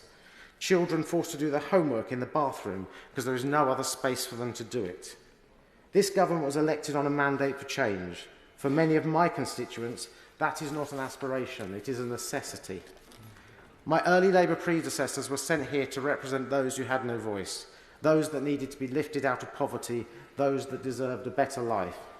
I am under no illusion that over a century on, that demand is still real, and I have been sent here to support change and fight to improve lives. It is my great regret that my father is no longer alive to see me elected. It would have meant a lot to him. But his advice to me was to make sure you always do your best, because no one can ask more of you. In my election acceptance speech, I promised my best to my constituents. I repeat that promise today. I will do my very best I can for everyone in West Ham and Beckton, and I will give my best to this House too. I believe that together we can achieve the absolute best for our country and for the people of my constituency. Madam Deputy Speaker, the people of West Ham and Beckton deserve no less. Maiden speech, Clinos Medi.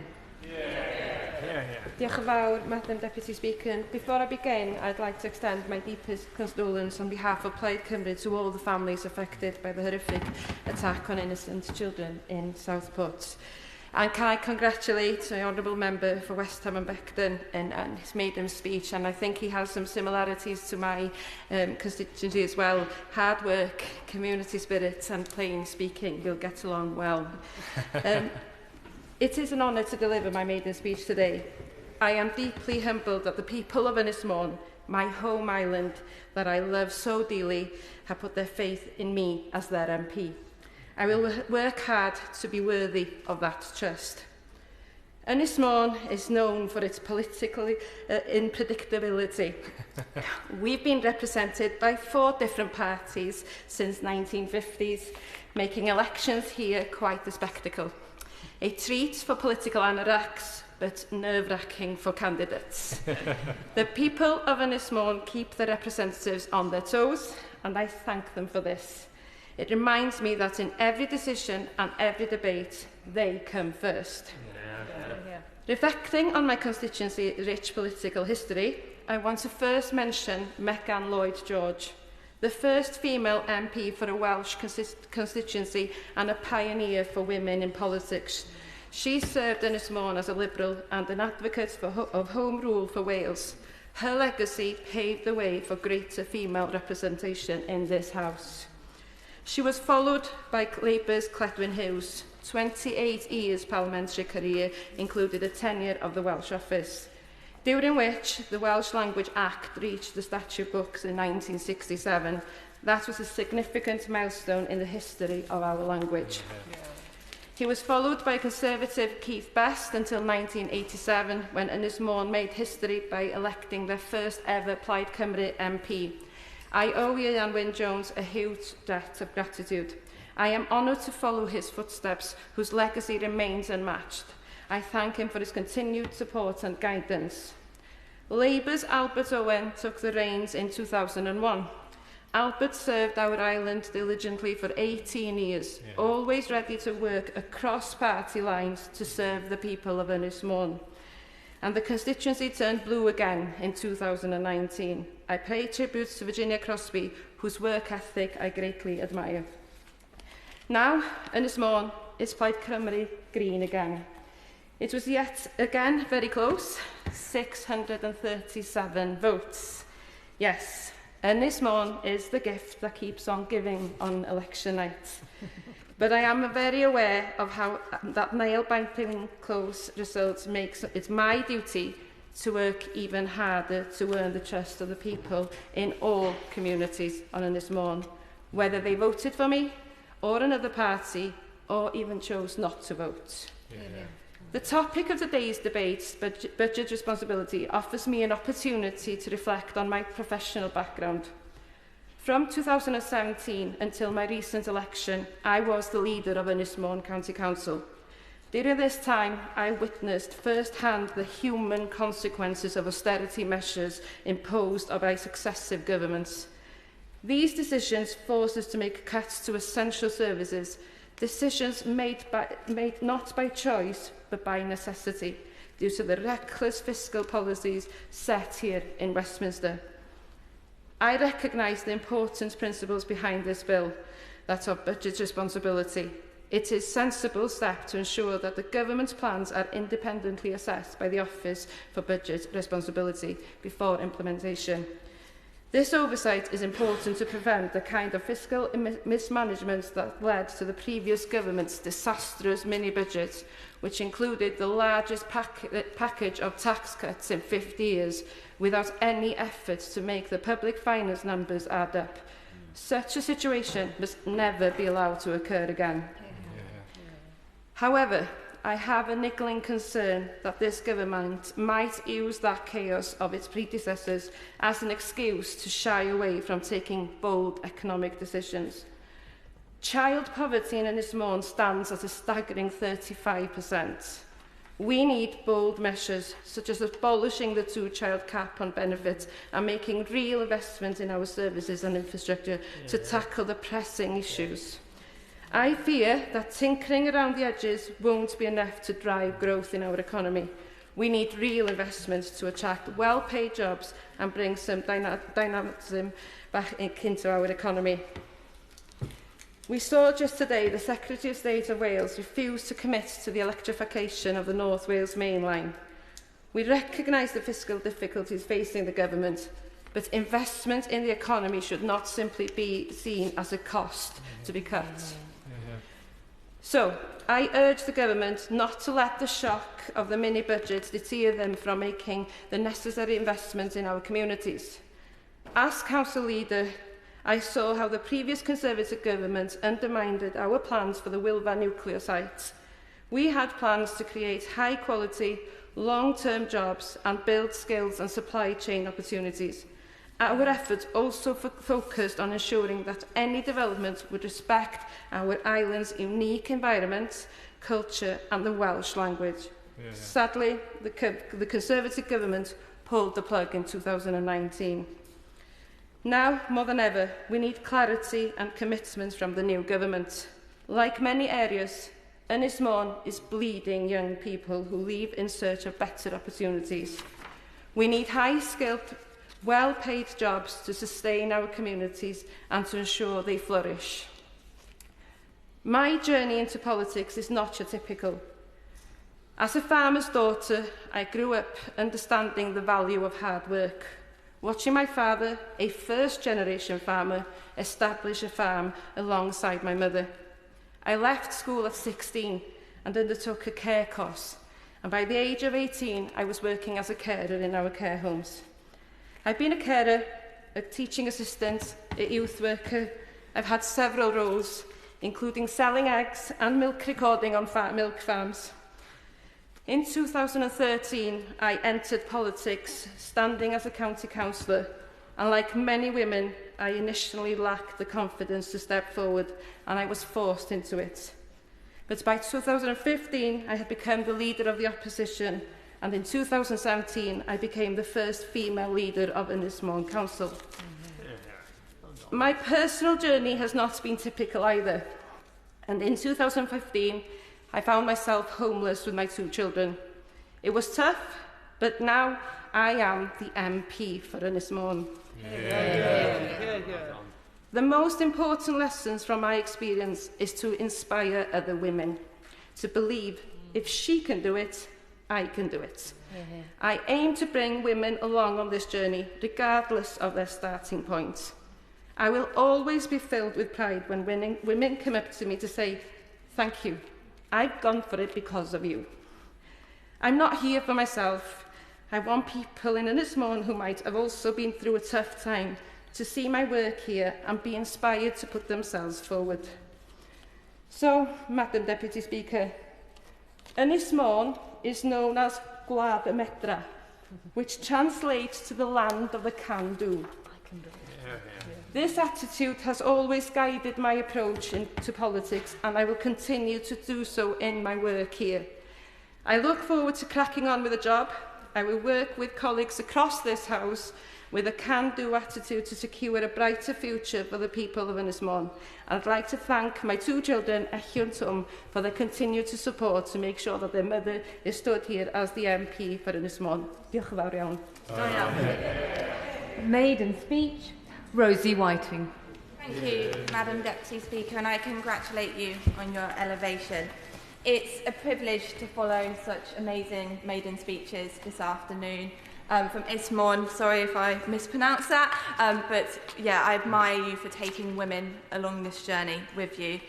For Maidenhead, I had the privilege of meeting you last week. It's an honour to share this House with other young members on both sides. And for West Ham and Beckton, who's left? Oh no, here, sorry.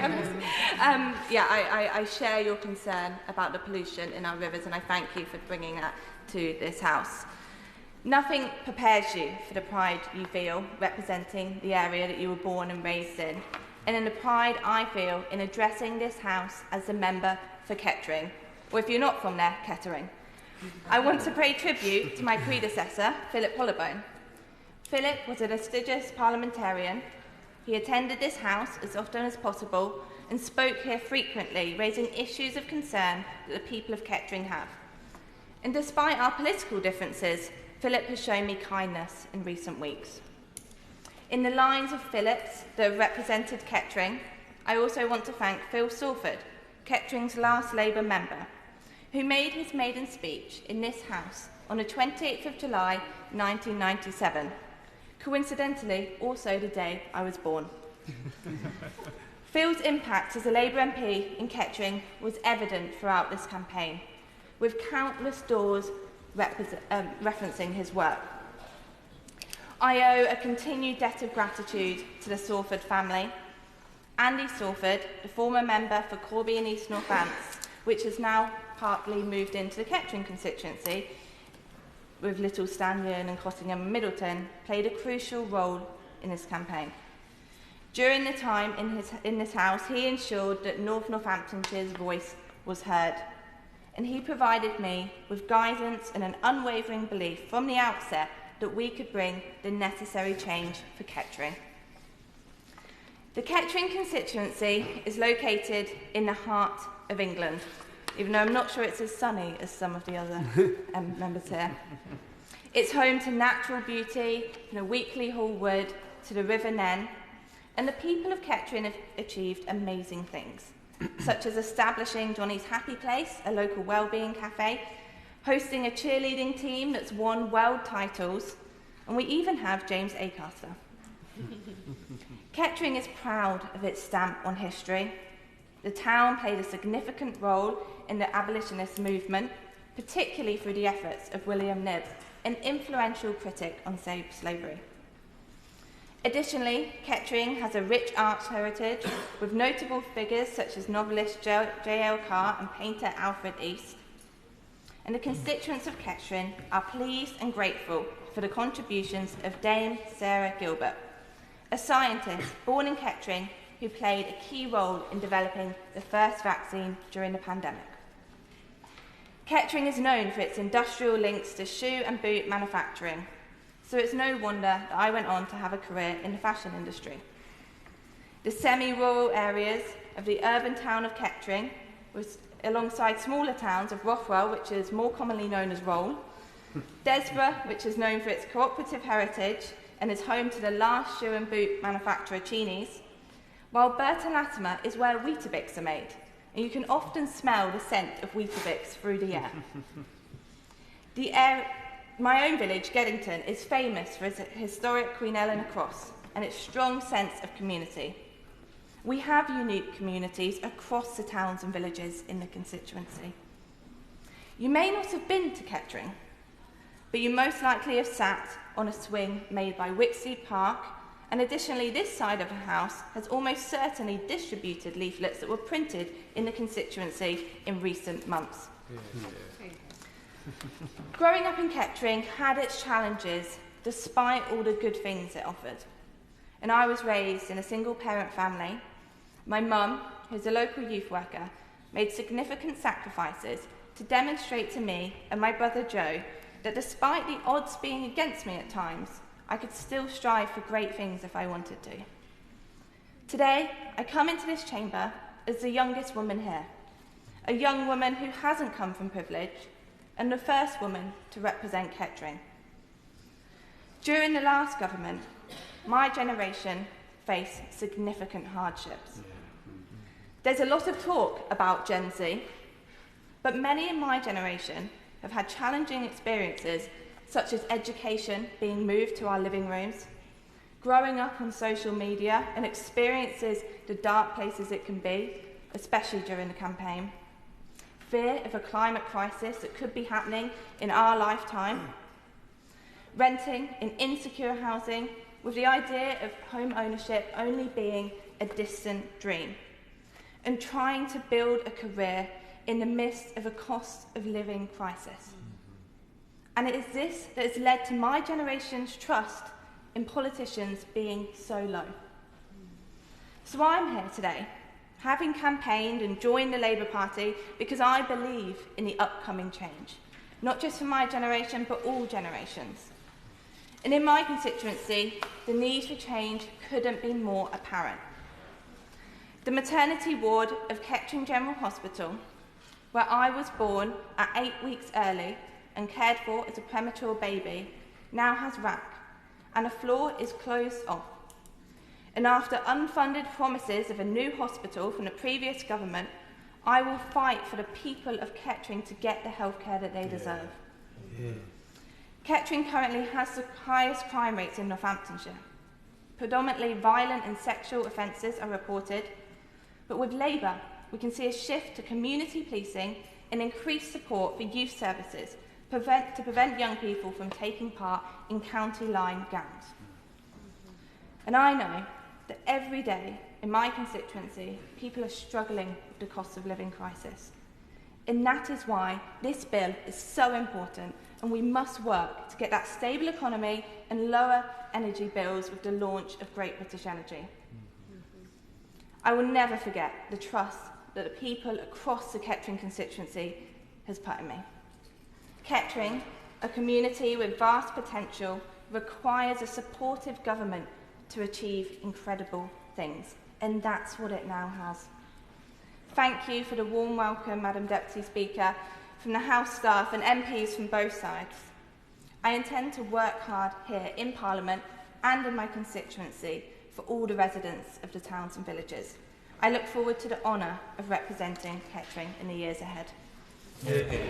She may be the youngest woman here, but she definitely packs a punch. Now for members, please refrain from using you or your, because you're talking through the chair and I don't think you mean me. So, Jim Shannon, over to you. Madam Deputy Speaker, it is indeed a pleasure to follow the Honourable Lady for Kettering. I wish her well in the new role. She brings the youth with her for but also brings I think the experience of how life is as well, and that's important when it comes to representing people here. Lovely to see you in your place, Madam Deputy Speaker, and I wish you well in the new role that you play. Well done. I think we've been incredibly blessed today with all the speeches, the maiden speeches we've heard. Each one has brought their talents, their skills, quite clearly their love of their constituency, and I believe that we're all greatly encouraged. I think, I said it to my honourable friend to my left-hand side here, that what I think we have today from the speeches we've been able to experience, we've seen MPs who will bring lots to this chamber when the debates, whether they're in DWP, when they're in Rhodes, whether they're in farming, fishing, bigger issues across the world, human rights, whatever it may be, Each MP will bring their expertise and their point of view, which will enrich this House and will encourage us. So I'm very, very pleased to have heard, and it's a real pleasure for me and a privilege for me to be able to sit in and hear some of those. Can I commend the Honourable Lady for in this morning? I love her, that wee thing at the end. She said, can-do attitude. Wow, every one of us can do in this House. The Honourable Lady has told us to can do. I think we can do from now on, and I look forward to working with everyone with things that we can agree on. The issue for many of us in this House is not the differences. I suppose maybe I'm probably look at things in a slightly different way. I don't often see the politics. I see the person, and I think if we do that, I think that we can see the goodness that we all can bring to the debates here. So I'm very pleased to you, Madam Deputy Speaker, for allowing me the opportunity to speak on this bill today very quickly and not take too long. I was pleased to see this additional break or fiscal lock being applied, as it is clear that government should take cognizance of high-level support and opinion. And this bill, I believe, will secure just that. So I think the Minister and the Labour government are bringing forward something with the best reasons for doing it, and I welcome that, and I'm very pleased to see it. However, I do believe that advice should be considered. It's the role of government to do what is right with a total vision for the country, and we must always ensure that the decisions are made in this House by elected representatives and not by unelected members behind closed doors. I know that government, our minister, my minister, will be aware of the need to strike the balance between taking reasoned opinion and taking instruction. And I know that the Minister who is here today will very clearly take that on board. He's always been reasoned in his way when he brings the things to this House, and will not be found wanting today when it comes to bringing his reasoned opinion at the end. I firmly believe in the need for the OBR opinion, and the reason for this is clear when we look at the political motivation which seeks to force government to spend. I give this example from Northern Ireland, to spend over £300 million on Casement Park in Northern Ireland, which will obviously necessitate, or could necessitate, increased tax measures, as there is nowhere in the budget which will allow this to be allocated. I'm hopeful that the government will not pursue this. But it's certainly one of my things that I want to put on record. I absolutely welcome, and I said this yesterday whenever the Chancellor made her comment, the news that junior doctors will receive their much needed pay rise. I think there's nobody in this nation will not be encouraged to know that our junior doctors are receiving the pay increase that we all think they should have. And government has made that available, and hopefully that will go in the right way. Their pay rises and assessing and the changes that will be needed to generate this increase can be easily understood. There's none of us that don't owe our NHS a vast thank you for all that they have done. I know when we lived through COVID, and those of us who, many of us lost families and lost loved ones. So the NHS and the role that they played was one that we will be eternally grateful for. What is not so easy to understand is why the average person, this example when I use for Casement Park, is why someone in Warrington or Wrexham is having a tax increase, or could be having a tax increase, to fund a GAA project in Northern Ireland at Casement Park, which will generate income for a private sporting body to the exclusion of other sports. I leave that comment on the record because I wanted to make it for this debate. The drive for this is political and not practical, and it's my hope that the OBR would give a reasoned view that raising taxes for issues like this do not instill confidence in the financial future of this nation. And I do hope that this bill will remind members that every project we undertake must be paid for from the public purse. And we have a responsibility, I believe, in these times when the average person is struggling to live their life in comparison to what they did 5 years ago. The Honourable Lady who spoke on behalf of the Liberal Democrats today made the issue about poverty across this great United Kingdom. And my constituency, the levels of poverty have risen dramatically, especially for children. And I'm very confident, and I do say this honestly for the record, I believe that the Labour government and the Minister responsible will address the issues of poverty across this great United Kingdom of Great Britain and Northern Ireland, so that the children in my constituency that have levels of poverty which they've never had before, that adults who struggle to pay the bills, and we've heard everyone has brought an illustration of that to this debate, Madam Deputy Speaker. So I do and I'm encouraged by seeing the Labour Party in the role that they now have.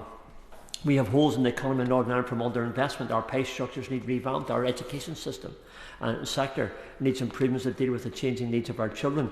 Sound education in particular. I had a number of meetings with my minister back home in relation to this. I'm hopeful that some of the changes that we need are there. But I see demands upon education for special education needs like I've never ever seen before in all my years as an elected representative, when I was a councillor and when I was in the Northern Ireland Assembly. Our health sector needs an overhaul, and all this will take central funding. But it also we do need a change in that, and how that's done. The changes will be we don't need massive levels of high levels in middle management. We don't need the issue of agency staff when we could pay our nurses a 10% increase and still be cheaper than employing agency staff. These are things that we need to change, and we need to do that in a way. So I'm really encouraged, and I say this in my intervention in the Minister earlier on. I asked a question about the regional administrations, in particular I asked about the Northern Ireland Assembly, the Welsh Assembly and the Scottish Parliament. And the Minister very kindly confirmed that he will have a role that will show that integration, that interaction with the regional administrations. And in particular, I'm really encouraged that the Minister himself is going to the Northern Ireland Assembly and to Northern Ireland in September of this year. That shows me that the Minister, my Minister here through the Labour government, is one that says what he means and then will carry it out. So that's good news, and I welcome that. When it comes to culture and heritage, it's also important, but they can never take the precedence over heart operations or chemotherapy. No debate on budget responsibility can overlook this foundational aspect, and I do hope that this will serve as a timely reminder to us all. We have responsibilities in this House which outweigh party politics, and that must always be the first decisions that we make in this House. Madam Deputy Speaker, thank you so much. Maiden speech, Matthew Patrick. Madam Deputy Speaker, thank you for the opportunity to deliver my maiden speech on this important debate. The matter of budget responsibility is important to my constituents in Wirral West, and it's important to them because they know the cost of getting it wrong, the cost to public finances, to public services and to public trust, and I know they will support the measures we're introducing. May I congratulate the member for Kettering, hope I said that right, and my many honourable friends and the honourable members who have made their maiden speeches today. They've been beautiful, telling stories of constituencies and personal journeys, and I think there's a theme to many of them. I think there's a theme of civility in public life, and about ambition for everybody, and about the number of hours of sunshine each of the various constituencies receive, and I'm going to be looking that one up, no doubt. I will focus my remarks today on the place and the people who have brought me here, and in so doing hope to explain why I believe in the power of argument, disagreement and nuance. Honourable members will know that my constituency is in the Wirral Peninsula. What the House might not have realised is that we're quite particular about how you refer to the Wirral. It's never Wirral, but the Wirral, and you're rarely in it, but rather on it. The rich history of Wirral West, one of Vikings, James Bond and a Prime Minister, wouldn't be out of place in a Hollywood blockbuster. The Vikings came to the Wirral in 900 AD, and they brought with them their own parliament, which they called Things. And so, one of the many beautiful villages we enjoy, Thingwall, was named. Honourable members will probably be grateful that I'm going to skip forward a few centuries of history here to bring us closer to the present day.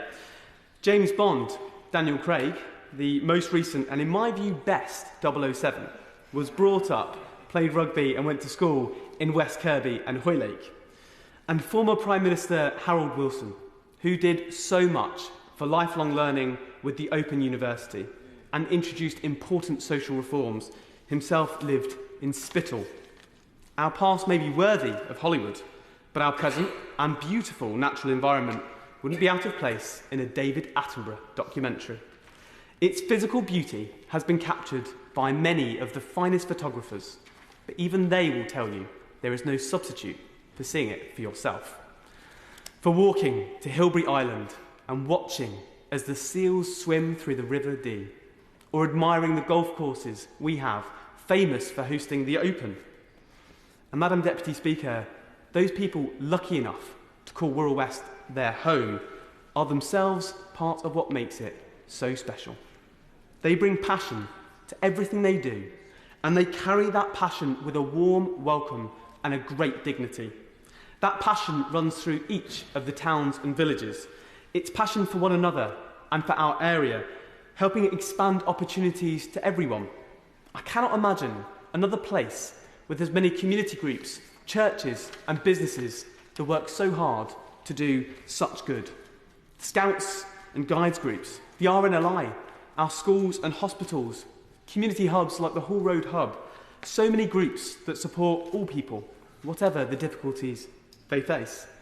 It's a community spirit that has powered us through some difficult times, and I hope that this new government can help bring back some hope so that we can look forward to better days.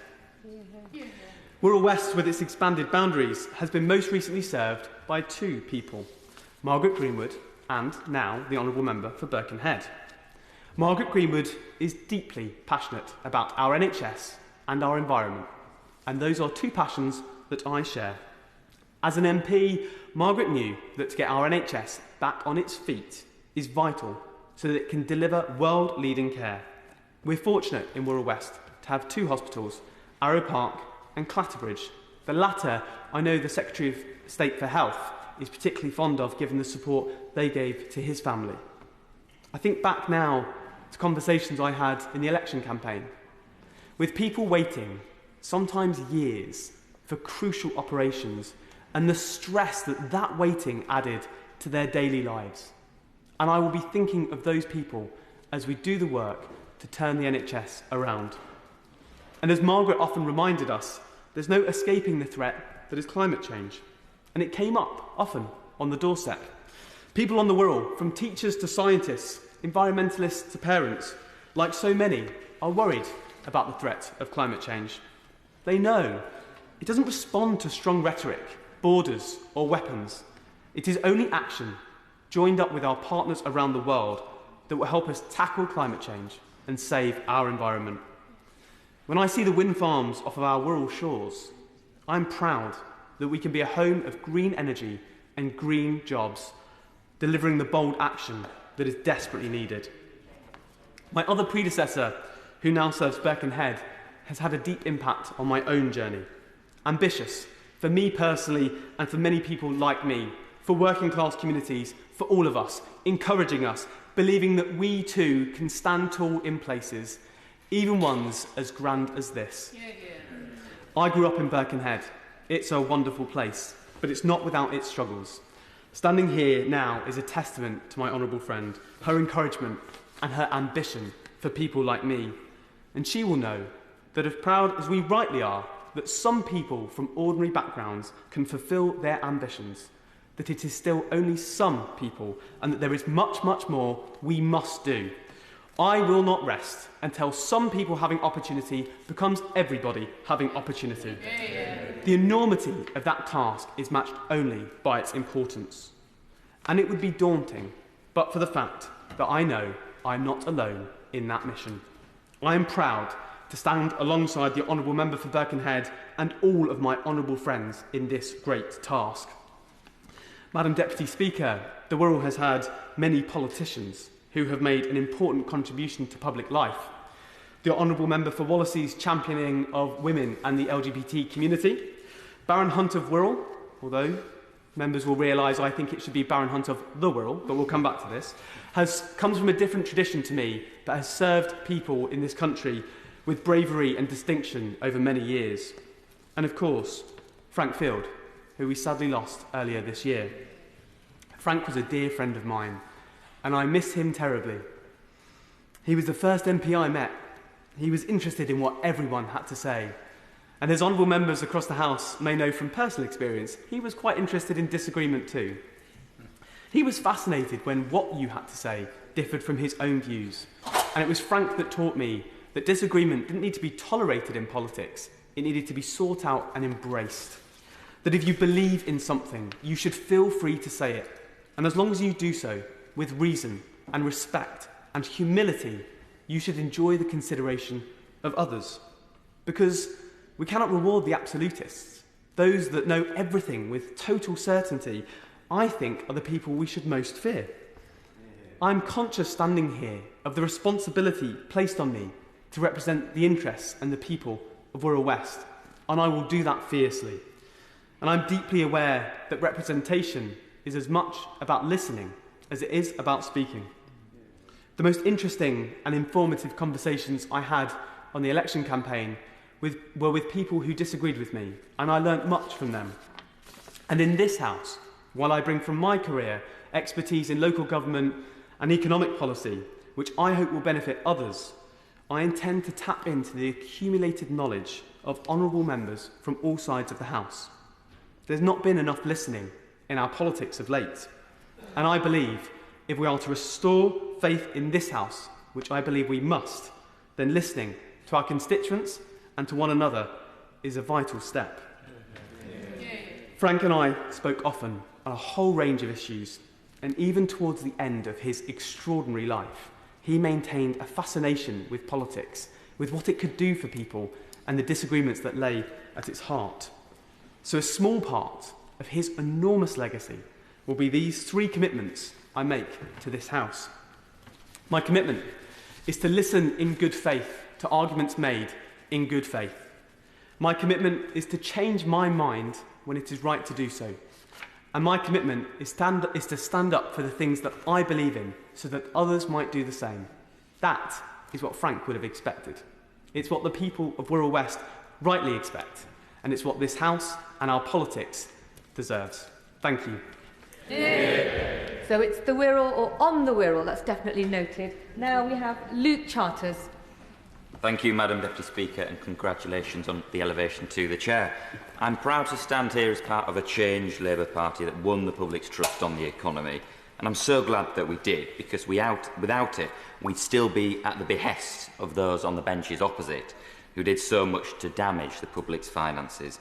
Now, my constituents paid the economic price for their economic incompetence.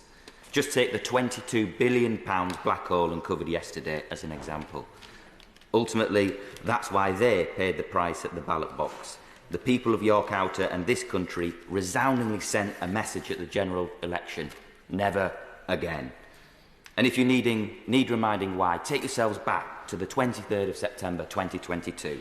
£45 billion of unfunded tax cuts with no consultation from the OBR. The pound fell below $1.09 for the first time since 1985. The central bank had to undertake emergency liquidity operations by purchasing long-dated gilts. And banks and building societies entered into a chaotic spin, with fixed-rate mortgage products being pulled. At one point, over 1,000 products were withdrawn in a single day. As the former member for South West Norfolk once said, that is a disgrace. Amidst all the chaos, there's a simple point. The mini-budget didn't meet the needs of the British people. Now take some of the businesses that closed in the dying embers of the last government. A music shop, believed to be the oldest in the UK, closed only a few months after that mini-budget. Banks' Music Room had been in York since 1756, but ultimately market conditions saw it shut down in early 2023. Or take the stationery company Thomas Dick in Clifton Moor that closed earlier this year. They cited that they'd been open 90 years but faced chaos and supply chain issues that left it no longer viable. The decisions we make in this place have real consequences, and the impact we can have on people is very real. Now, before my election to this new role, my friend, the Mayor of York and North Yorkshire, ran a small business on our high street. And I remember him talking just before the mini-budget on what the impacts might be, and he warned just how dangerous it would be, and he was right. But it isn't just the impact on the businesses, though. Last weekend, I visited Hoping Street Kitchen, a fantastic volunteer-run project that helps homeless people and those facing poverty across York. I was deeply inspired by their volunteers, their sense of community and unwavering commitment to improving the lives of others. A volunteer told me firsthand how crumbling public services, a lack of affordable housing and long mental health lists have created an unimaginable crisis. They've gone from providing 40 40 to 30 meals a week during 2021 through to 100 a week in 2024. And that's why it's so critical that we implement our national mission to rebuild public services, build more homes and offer more NHS appointments. But it's also why I'm speaking in this debate tonight. This is why this bill is so important, because it's the only way we can grow those public services with a stable economy. And we saw yesterday just how difficult that challenge will be. That's why we must protect our economy now. This bill respects our institutions rather than undermining them. A prime example is how the bill gives real oversight to the Office of Budget Responsibility, and it also includes provisions for the Treasury Select Committee to have a greater say in key fiscal moments. But with the heightened responsibilities the bill gives the OBR, we need to think about the most effective ways that the OBR is properly scrutinised by Parliament. The bill could make more specific provisions in regard to the Treasury Select Committee's scrutiny role of the OBR. Now, this week I met the team from the Institute for Government who authored a report earlier this year on how select committees can better hold regulators to account. I commend their report and I'd welcome a debate on how this place best scrutinises the OBR. But what this bill really protects against is knee-jerk reactions and fantasy budget. If we are to get the growth we so badly need, we must behave like an established economy, not like an emerging one that came out of the mini-budget. And that's why the Chancellor's presence at the G20 over the weekend and her warm words about Britain being open for business are so important. If we can fix the lamentable legacy that the party opposite left, with real cause for optimism. Now, I was pleased to see the Right Honourable Member for Godalming and Ash commend the work of the OBR in his first speech as the Shadow Chancellor. But for him to flippantly suggest, quote-unquote, we all understand the politics of a bill that allows the government to make endless references to the mini-budget felt somewhat jarring. Now, George Orwell once said, the secret of rulership is to combine a belief in one's own infallibility with the power to learn from past mistakes. Now, the party opposite clearly have some way to go in this regard. But since this government took office, the green shoots of economic recovery are already starting to show. We may have inherited a particularly difficult situation, but the evidence of stable markets and an increase in the pound show the confidence there is in security this government brings. After all, I did make it clear in my maiden speech how welcome it would be that the country had some good Yorkshire representation in number 11, embodying the value of frugality. We know there are tough decisions to make, and we're not hiding that from the British people. Just take yesterday as a prime example of our approach. This bill, in fact, seeks only to offer greater transparency over decision-making, and it treats taxpayers' money with respect. It's why I'm proud to sit on these benches. And it is why the people of York Outer can be confident that this is a government that will serve them well. Thank you, Madam Deputy Speaker. Which brings us to a maiden speech from Yuan Yang. Thank you, Madam Deputy Speaker. First, I'd like to congratulate my fellow members on their wonderful maiden speeches, starting off with the former speech by the member for York Outer and his remarks on budget scrutiny, which I agree with, the member for Wirral West, who spoke cinematically of his peninsula and of the role of reason in political debate. The member of Kettering and I seem to share a birthday week, and I very much welcome the diversity of generations that we see across this chamber. The member for Innismon spoke powerfully about her experience of homelessness, and I'm glad to hear such testimony in the House today. And I'd also like to mention the member for Maidenhead, with whom I share a predecessor, who also displayed an exemplary knowledge of railway bridges, and with whom I'm sure I share common concerns about Sonning Bridge and the congestion over the bridge. Thank you as well, Madam Deputy Speaker, and I welcome you to your place. Thank you for calling on me in this debate on budget responsibility. I strained during the Minister's remarks to find a joke to make about national accounts, but I deemed that it would be too much of a liability.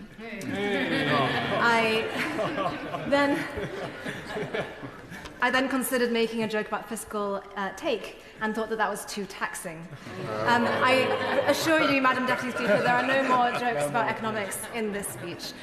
Joking aside, I first became engaged in politics while studying economics 16 years ago, and I very much welcome a change in the way that we manage our economy. I'm proud to stand before you today representing my home constituency of Earley and Woodley, a new seat on the east and south of Reading. For most of the households in my constituency, they have never been part of a Labour seat, and so for many residents, I am their first Labour MP in history. I will work hard to continuously earn the trust of every one of my constituents, although I think it may be some time before I win over our former member for Maidenhead, Theresa May.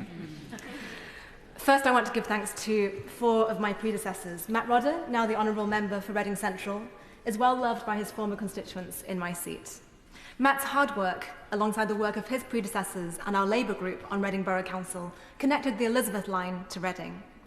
My other predecessors have retired from the House of Commons, and for Theresa May, the former member for Maidenhead, that retirement is extremely well earned.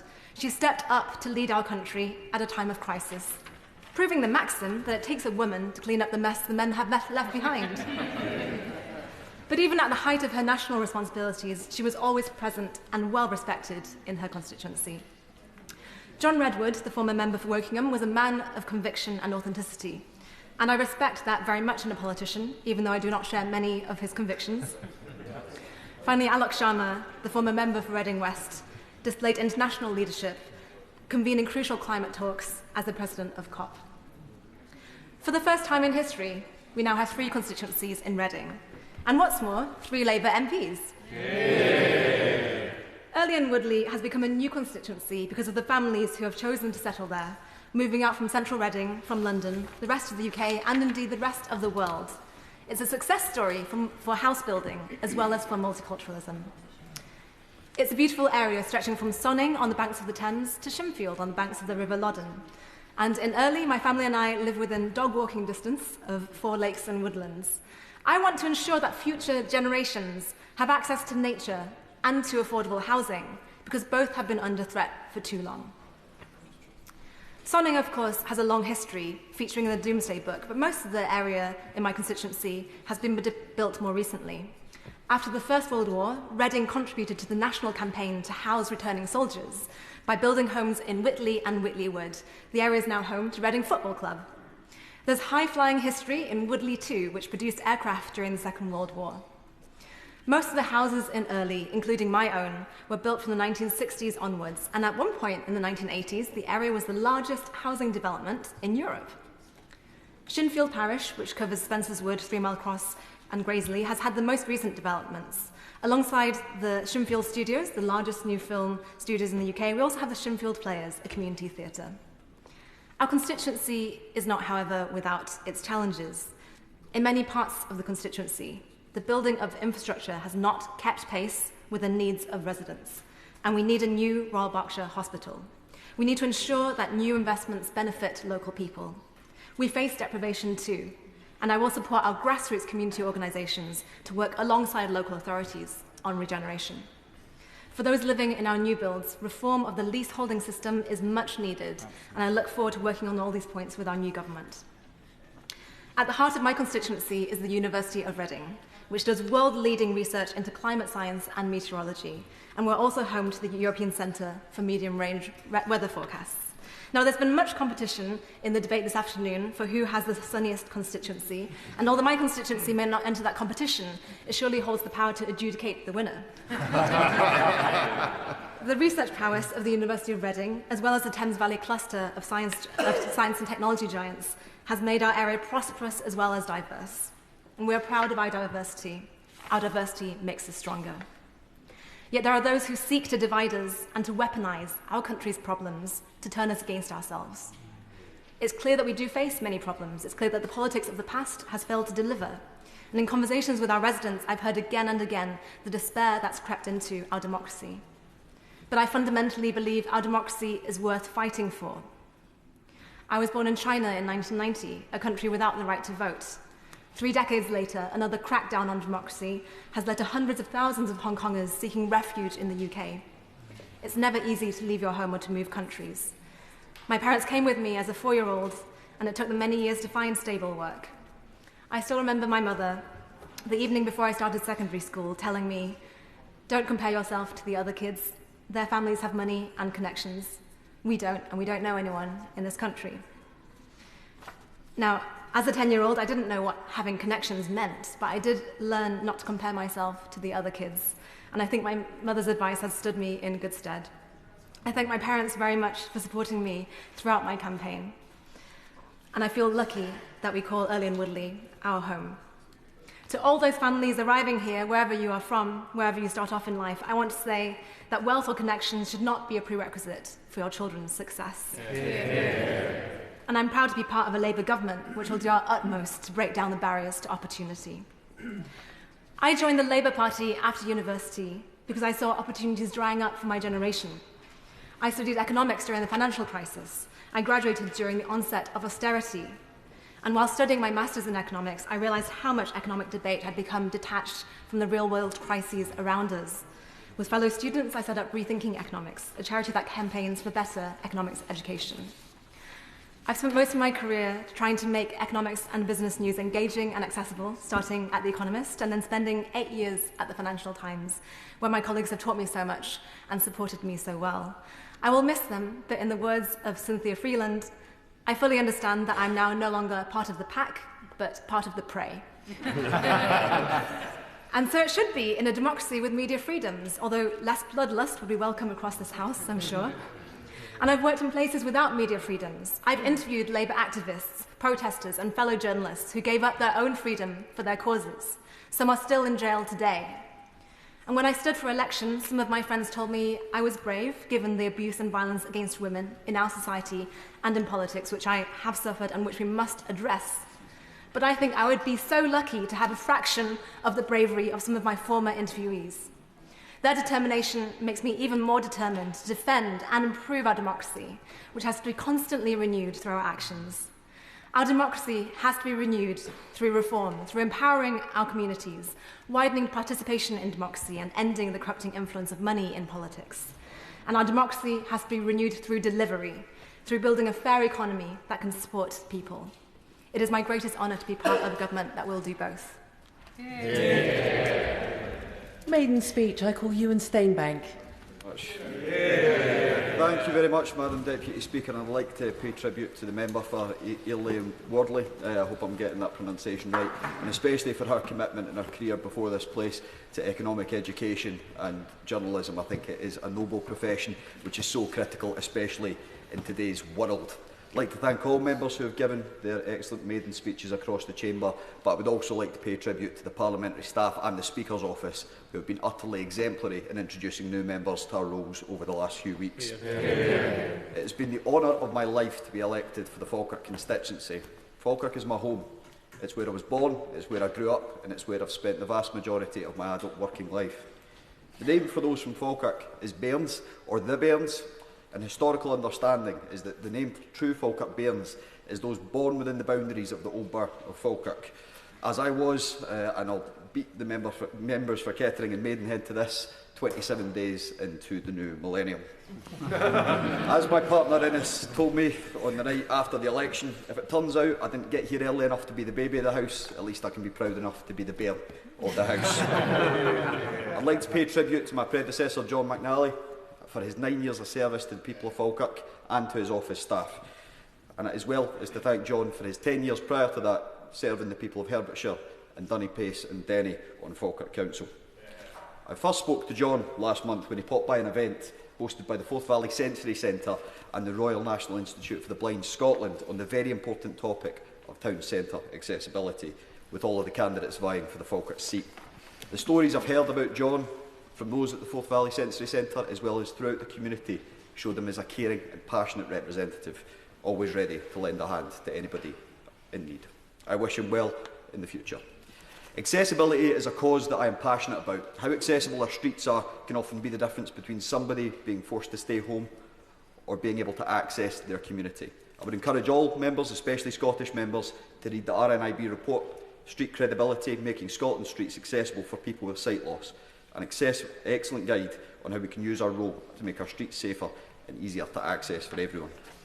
I'd like to take you through my constituency, the town, villages and estates that make them up. The Braes villages, where my grandfather John and my late grandmother Janet are from, Limerick and Slamarin. Across the Braes there are also Avonbridge, Stanburn, California, Shield Hill and White Cross. As we travel north down the Braes, we go to Maddiston, Brightons, Rumford, Reading, Muirhead, Wallastone and Pullman. And as we go through Westcourt and Lauriston, the tops of the Calendar Park High Flats peak out as you enter the town of Falkirk in the Falkirk South ward I was honoured to represent for the last 2 years. Surrounding the town are the estates of Hoglen and Lyonthorne, Bintaskin, where my mum Susan was raised, and Tamford Hill, where she first lived. Up north past the stadium and the Kelpies, Middlefield, Newcarron, Bainsford and Langleys, to the west through Camelon, where the Union and Forth and Clyde canals bisect at the famous Falkirk Wheel. Towards Bonnybridge, Denny Lone Head, Head of Muir, Green Hill, and then towards the Carron Valley, where we find the town of Denny, the villages of Durrypace, Banknock, Longcroft and Hags. As the member of East Renfrewshire stated in his maiden speech today, and many others throughout this chamber, our people are those that make our communities.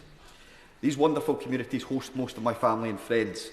When my dad Duncan made Scotland his home in 1992, as I note the member of Glasgow North stated he moved at the same year in his maiden speech, and my mum Susan, a Falkirk native, they wanted a community where me and my brother David would feel like we could call our home for life. I'm proud to represent my constituents in this place, but I'm even prouder that I'm representing my neighbours. We will all be better off under a government that seeks to unite and serve, rather than one that seeks to divide. Yeah. And this is a Labour government I know will serve the people of my constituency better than what we've had before. Prior to politics, my previous experience of service was earned by working in the hospitality sector since I was 16, pouring pints and serving tables at hotels and restaurants, and even earlier than that, running a matchday kiosk at Parkhead.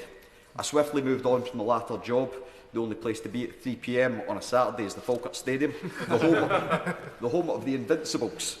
Falkirk Football Club this year became the first non-Glaswegian men's team to go unbeaten in an entire league season in Scotland since the 19th century. And I'm looking forward to welcoming the sizeable amount of Jambos in the Scottish PLP to a League Cup fixture, I believe, on the 17th of August, when I'm hoping that we can bring back memories of when we ended their invincible tilt in January 2015.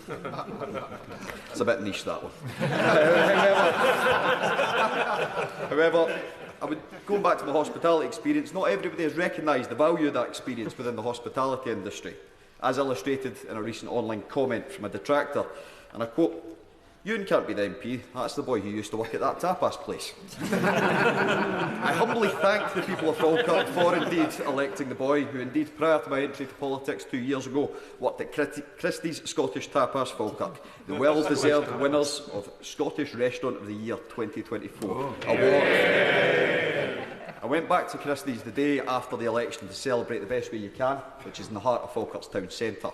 If any member is planning a visit to the stunning Kelpies in Helix Park, the one-of-a-kind Falkirk Wheel, the historic Calendar House Estate, or the newly restored Rosebank Distillery, and I suggest you do all four, I would strongly recommend a subsequent refreshing trip to one of Falkirk's incredible cafes, restaurants and bars. Some of the highlights being Christie's Scottish Tapas, behind the wall, the Sanam Tandoori, Finnegan's Cafe and the Wheat Sheaf Inn. Even harder to avoid than the restaurants previously referred to in Carshalton and Wallington. Both my trip to my old bit the day after the election and my online detractor ringing in my ears declaring my electoral incompatibility based on my pint pouring past reminded me that the value of service provided by those working in hospitality is not properly valued by all of us who use it. If your feet are still sore from canvassing, and I know firsthand it is nothing in comparison to the shift people put in cooking, cleaning and serving day in, day out. And if anybody in this chamber thinks it's all just so easy, I would recommend you fasten your apron, get behind the cooker and get ready for the lunch rush. But the most important message I pass on behalf of hospitality workers is make sure we are paid properly. Yeah. The experience of hospitality workers who often deal with low pay and insecure work, despite their work ethic, displays the fundamental reasons why Labour's New Deal for Working People manifested in this employment rights bill that is coming forward matters so much. Despite servicing the essential elements of our economy and our communities, substantial parts of our working population are being told that their work doesn't matter when they look at their payslip. This impression is also being felt acutely by those working in the public sector. Our teachers and school staff, NHS and social care workers, refuse collection workers, and especially now by college lecturers and staff such as those at the Forth Valley College in my constituency. I welcome the significant pay offer that this Labour government announced yesterday. I would encourage the Scottish Government to use any consequential funding that will flow from this to settle the disruptive and long-standing disputes and give Scottish public sector workers the pay rise they deserve. Yeah. Furthermore, age discriminatory bans have been indicating for far too long to young workers that their time is worth less than anybody else's. We've had a relatively stagnant minimum wage that does not reflect the spiralling cost of living, and 0 hours contracts that I've worked on, and fire and rehire practices that prevent workers having control over their lives. All things that this Labour government will change emphatically for the better.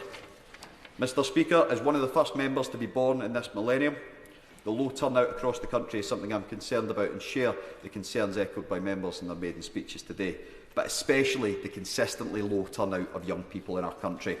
Many young people spoke to me on the doorstep about how they feel alienated from politics as a route to positive outcomes.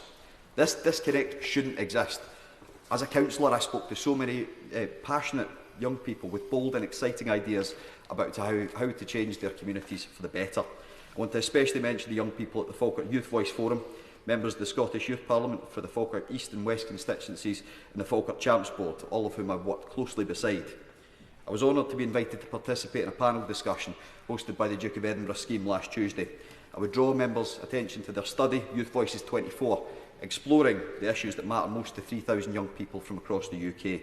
Work like this can be a roadmap in us using our time here to make young people believe in politics as a force for good again. The starting place to mending this bridge is representatives who listen to young people and work with them for better outcomes.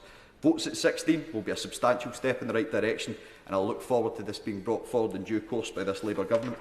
We must also, though, make young people's priorities our priorities, clearly showing ambition for our future when tackling issues such as the cost of housing, cost of living, mental health, the climate crisis, the moral stain of child poverty and the NHS. Well, many young people understand that we must efficiently progress our progressive economic agenda. They deserve to see substantial progress by the end of this Parliament. I look forward to further credible plans being put forward by this Labour government to make sure we can tackle these issues, especially looking forward to the first Labour budget in the autumn, where I will work tirelessly on behalf of the people of Falkirk, advocating to see us permanently and sustainably end the cruelest policies enacted during the last 14 years. As the people of Falkirk demanded change at this election, the young people of Falkirk, Scotland and the United Kingdom demand that they now see change. I will use my seat and my voice to champion them. Thank you, Madam Deputy Speaker. And we now come to the front bench contributions. Alan Mack. Thank you, Madam Deputy Speaker. May I begin by congratulating you on your election and wishing you well in the chair, as well as congratulating the new ministerial team. I hope will enjoy their time at the Treasury as much as I did. I also congratulate all honourable members across the House who made their maiden speeches in today's debate. The members for Glasgow North, East Renfrewshire, Southend, West and Leigh, Carshalton, Wallington, Chichester, Falkirk, Peterborough, Maidenhead, West Ham and Beckton, Innismore, Kettering, Wirral West and Earley and Woodley all spoke very well with eloquence and passion, and this side of the House, we wish them well for the rest of the time in this House.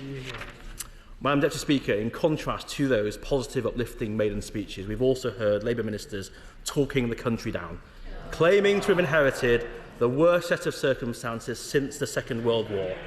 And frankly, Labour's approach is more OTT than OBR. To prove them wrong, we don't have to go as far back as 1945. We only have to revisit 2010. Madam Deputy Speaker, when we took over from Labour, unemployment was at 8%. The Conservatives nearly halved it to 4.4%. In 2010, the deficit was 10.3% of GDP, thanks to Labour's reckless borrowing. It's now 4.4%, Madam Deputy Speaker, and forecast to fall to 1.2% in the coming years. In 2010, inflation was 3.4%. Today, it's back at 2%, the Bank of England target. And let's not forget, the final years of the last Labour government saw Britain experience the deepest recession since quarterly data started being published. In fact, Labour Britain was in recession for longer than any other G7 country at the time, and we were the last to exit. That's why in 2010, Labour left us with that infamous note saying, "There's no money left." In contrast, this month, we left Labour with the fastest growing economy in the G7, low inflation, low unemployment, and 12 months of consecutive wage growth. Madam Deputy Speaker, we Conservatives believe in sound public finances, fiscal responsibility and independent forecasts as the foundations of economic stability. That's why it was a Conservative government that created the OBR in the first place, and it's why we're keen to safeguard its reputation for independence and focus. In that context, Madam Deputy Speaker, this Labour bill feels more like gimmickry than government. It's clear that this bill is really designed for one purpose and one purpose alone, to distract everyone ahead of Labour's tax rises in the autumn budget. Is it any wonder then that the IFS says Labour's fiscal lock proposal is largely performative, or even the Resolution Foundation describing the policy's impact as relatively small? Madam Deputy Speaker, when the Conservatives created the OBR, our legislation recognised that for the OBR to be effective and respected, it had to maintain a delicate balance between independence and accountability. Independent forecasts, free from Treasury interference, would give the public more confidence in them, avoiding the scenario that happened under the last Labour government, where their growth forecasts were out by as much as £13 billion on average. At the same time, elected politicians accountable to this House would retain control over fiscal decisions, because these are ultimately political judgments which should not be delegated to unelected bodies. But, Madam Deputy Speaker, today's bill challenges that delicate balance that we left in place. In fact, the most recent independent review of the OBR, carried out by the OECD, specifically warns against what it describes as mission creep. Presently, the OECD says attempts to expand the OBR's current remit risks drawing the OBR into areas where it does not currently have sufficient capacity or expertise, creating confusion about the organisation's role and diluting its effectiveness. And we on these benches agree. Madam Deputy Speaker, the OBR should not be dragged into making actual or perceived political judgments, giving unelected officials the ability to essentially veto or shape decisions that are in substance political. Quite frankly, Madam Deputy Speaker, this bill and Labour's proposals are full of unanswered questions which need answering today and throughout its passage in this House. For example, is the OBR really equipped to decide what counts as a spending emergency? Should the OBR really be empowered to reasonably disagree with ministers who are elected, ignore their opinions and strike out on its own? This bill gives the OBR more powers, but what measures will the government introduce to make the OBR more accountable to this House and its members on all sides of the aisle? Can the government explain why its fiscal lock completely ignores policies with large indirect fiscal impacts but whose upfront costs don't reach the GDP threshold? For example, Labour's new open-door immigration policy, or their watering down of laws that protect us from French-style strikes. And why has the Chancellor announced over £25 billion of spending in 25 days without an OBR forecast? Despite claiming a black hole in the public finances, Labour have already spent £8.3 billion of taxpayers' money on a public energy company, £7.3 billion on a national wealth fund, and around £10 billion on inflation-busting public sector pay deals without asking for any improvements in productivity in return. Do they have a forecast for any of that spending, or has the fag packet been thrown away? Madam Deputy Speaker, when the Minister gets to his feet, can he confirm there will be no more tax rises beyond those already included in Labour's manifesto? And having already taken away the winter fuel allowance for millions of pensioners, will he rule out tax rises on people's pensions, capital gains and council tax? Madam Deputy Speaker, it was a Conservative government that created the OBR to end Labour's culture of inaccurate politicised forecasts. The OBR has now established itself as a fixture of the economic and political landscape, and we support it. But we have significant concerns about this bill and believe it will benefit from further scrutiny and improvement by the whole House at its next stage, and therefore we do not oppose that additional scrutiny. Madam Deputy Speaker, this bill really reveals the true fears and underlying motives of this Labour government. This bill is in fact an admission and a confirmation that one of the first laws they bring forward in this House, after 14 years of opposition, is actually designed to save ministers from their own backbenchers' spending demands and stop themselves from crashing the economy, as they've done on so many occasions before. This bill, Madam Deputy Speaker, shows they finally realised what everybody else already knew: this country can never trust Labour with our economy again. Minister James Murray. Thank you very much, Madam Deputy Speaker, and may I welcome you to your chair today. It is a privilege to close this debate on the Budget Responsibility Bill on behalf of the Government. Let me thank all honourable members for their contributions today, and I will address many of the points they have raised in just a moment. But let me start by reminding the House of why this bill is so important and what it is designed to achieve. At the general election earlier this month, the British people voted for change. They voted to turn the page on 14 years of economic failure. People across Britain voted to remove the Conservatives from power. They voted to remove the party that crashed the economy and whose ministers we now know were reckless with the public finances right till the very end. People voted to give Labour the chance to serve. And with that honour afforded to us, we have got to work straight away in fixing the mess the previous government left and getting our economy growing. Madam Deputy Speaker, that economic growth is at the heart of our national mission as a government. That growth underpins our plans in government to make people in every part of the UK better off and to get public services back on their feet in a sustainable way. And we know that a crucial foundation for sustained growth is economic stability and fiscal responsibility. We have brought that stability and fiscal responsibility back into the heart of government. Our fiscal rules are non-negotiable. As the Chancellor set out yesterday, meeting them is a principle on which this new Labour government was elected and that will guide her at October's budget. But we want to go further in restoring the trust that was so badly damaged by the Conservatives during their time in office, by embedding fiscal responsibility not just into our country's government, but also into its laws. And that is why one of the first bills to be presented to the House of Commons by our new government was the Budget Responsibility Bill, whose second reading we are debating today. This bill will hardwire fiscal responsibility into significant financial decisions of any future government, and it will prevent any party ever again being able to play fast and loose with the public finances.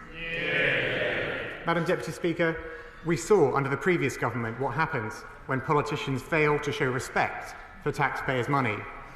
People across Britain are still, today, feeling the impact of Liz Truss and Kwasi Kwarteng's recklessness nearly 2 years on from the economic disaster they created. The Conservatives' recklessness in 2022 showed just how much damage unfunded spending commitments can cause. Ministers at the time unleashed economic turbulence which pushed up people's mortgages and rents and which hit the least well-off the hardest, as it made people across Britain worse off. We must never let that happen again. Budget responsibility must never be optional, and that is why Labour will hardwire fiscal responsibility into government through our fiscal lock. Our fiscal lock means that all significant fiscal announcements in future will be guaranteed independent scrutiny from the Office of Budget Responsibility. This bill empowers the OBR to independently produce an assessment of a government's fiscal plans if they judge the fiscal lock has been triggered. This will make sure there is always proper scrutiny of a government's fiscal plans, guarding against large-scale unfunded commitments and disasters like that of the Conservatives' so-called mini-budget from ever happening again. This bill is a crucial step as we fix the foundations of what we have inherited. Now, Madam Deputy Speaker, if I turn to the contributions in today's debate, and I'll take a pause from the focus on the main substance of this bill, to thank so many honourable members for their truly excellent maiden speeches today. We had a real tour around Britain. I felt I got to know places in all corners of our country through their passionate speeches about the places and people they are all so proud to represent. We began with the honourable member from Glasgow North, who spoke about Kelvin Grove Park, somewhere where I've been when I visited Glasgow myself. He spoke about the serious work of government and the importance of delivery and rebuilding trust in politics. My honourable friend from East Renfrewshire spoke about the hard decisions we take today that will make a better tomorrow. And I think there is no better summary of the position we find ourselves in today. He spoke passionately about both the history of his constituency and the importance of a better future for the next generation. The honourable member for Carshalton and Wallington spoke movingly about his upbringing and how that has influenced his politics. He also spoke about his anger at the previous government's recklessness. And I have to say that whilst I enjoy going to the pub for football games when there are big games on, I don't know that much about football. So I actually understood the fiscal bit more than the football analogy during his speech. Just being honest. Honesty in politics. Honesty in politics. Honesty in politics. My honourable friend from Southend West and Leigh made a very important point and one that we should all heed about civility in politics. He spoke about the diverse community spirit in his area, but I'm not going to even begin to compete with him about how impressive the coastline is in my landlocked suburban constituency. The Honourable Member for Chichester spoke about how special and sunny her constituency is, beginning a new competition, and who not just has the most beautiful constituency, but also the most sunny. And I think I was also very touched by her recognition of the importance of family for both inspiration and practical support in politics. My honourable friend, the member for Peterborough, spoke about his cooperative and trade union values, which I think are those that many of us on this side of the House share. I did not know until he spoke today about the connection between Peterborough and mustard, but that's something which I've learnt today.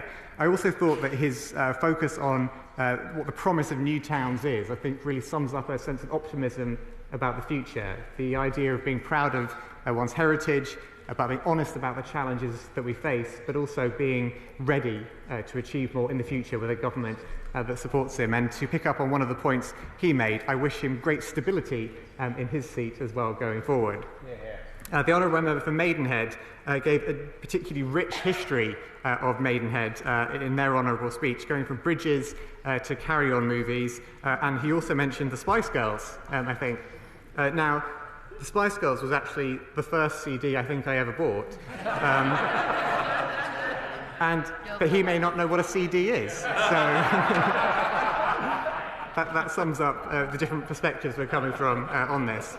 My honourable friend, the member for West Ham and Beckton, spoke about the Royal Docks, where I spent much time in a previous role when I was working at City Hall, seeing the great potential that area of the capital city has. I think he eloquently set out the combination of heritage and diversity, both past and present, that makes it such a lively and wonderful constituency for him to represent. And may I offer to him, when he is jumping on the Elizabeth line to go and visit the Honourable Member for Maidenhead, I think it was, he can stop off at West Ealing on the way and say hello to me. The Honourable Member for Innis Mon spoke very honestly about the importance of keeping people in this place on their toes, and that's right, the electorate does keep us on our toes, and one of the great benefits of our system is the way in which we are brought down to earth every time we go back to our constituencies on Thursdays or Fridays. However great and important the debates in this place are, when you knock on that door, you sit down in your surgery, you're brought right back down to earth. I think it's a great feature of our political system, and she was right to draw attention to it in her speech. My honourable friend, the member for Kettering, spoke about how proud she was of the history of the place that she now represents and where she grew up. And I was also very moved to hear about her speaking about her mum's role as a local youth worker and how that inspired what she's doing in life. And may I wish her very well as one of the youngest MPs in this place. The honourable member for Wirral West spoke, not for the first time of any member today, about the natural beauty in his constituency, but also the passion of people. And may I say, I thought that his comments were particularly thoughtful when he spoke about politics being as much about listening as it is about speaking. Again, something we should all bear in mind in this place. But I think the important point he was making was around learning from those with whom we disagree, or maybe only appear to disagree. The importance of breaking down those barriers through listening and having those conversations. The honourable member, my friend from York Outer, spoke about businesses and voluntary projects in his constituencies and underscored how important it is that taxpayers' money is treated with respect. And I know that the residents of York Outer will be very well served by the excellent new MP who we've heard from today. The honourable member, my friend from Earley and Woodley, who I enjoyed campaigning with during her campaign during the general election, managed to inject some humour into economics, which is quite an achievement for a maiden speech. I'm not even going to begin to try to replicate that in my comments just now, but I think she spoke very passionately about the importance in her constituency of having both access to nature and to affordable housing. And I know from what she said, particularly talking about her personal experience, that she will be a true champion for breaking down barriers to opportunity. And then finally, we heard from the honourable member for Falkirk, and it was worth the wait to hear what a wonderful speech the honourable member gave. He gave a fantastic whistle-stop tour of his constituency with many excellent recommendations about where to eat and drink next time we're in the area. I think what really came across in his speech is how connected he is with the community he represents through his neighbours, his friends and his family. And he used a phrase that I think sums up very well what I and other members on this side of the House want to do, which is to seek to unite and to serve. So thank you very much. That was all the maiden speeches we had today, and it was a truly excellent tour of not just the country, but also the talent we have in this place following the general election. And I wish all honourable members very well for however many years they spend in this place. We obviously heard from other members about the substance of the bill here today as well, including the shadow ministers, who I have to say both seemed a bit confused about whether they support the OBR, whether they support this bill or not. I am glad that they confirmed they are supporting the bill and will not be voting against it today, but I think they were a bit confused. And at one point, the shadow minister seemed to defend Liz Truss over her handling of the economy. I assume he must be pretty much the last person in the country who's willing to do so, but it was certainly brave of him to do that. We are clear on this side of the House why the OBR is so important and what its role should be, and this bill sets out to strengthen that. The honourable member asked what the purpose of the fiscal lock might be. The fiscal lock will prevent the sidelining of the OBR by giving it the power to start an assessment if the government announces fiscally significant policies without one. And may I remind him that in fact the current Shadow Chancellor said at the time of the disastrous mini-budget that some of the difficulties were caused by the lack of a forecast. So this is something which his side of the chamber agrees with. He also asked about the definition of an emergency, and we're very clear that in emergencies, for instance during the pandemic, it may be necessary for the government to take rapid action, and in those cases it would not be appropriate to hold back the response to the emergency until a forecast could be produced. Finally, he asked about whether the OBR reports which would be triggered by the fiscal lock would be published, and I can answer him simply that they do. That is in fact set out in Section 8 of the original Budget Responsibility and National Audit Act 2011.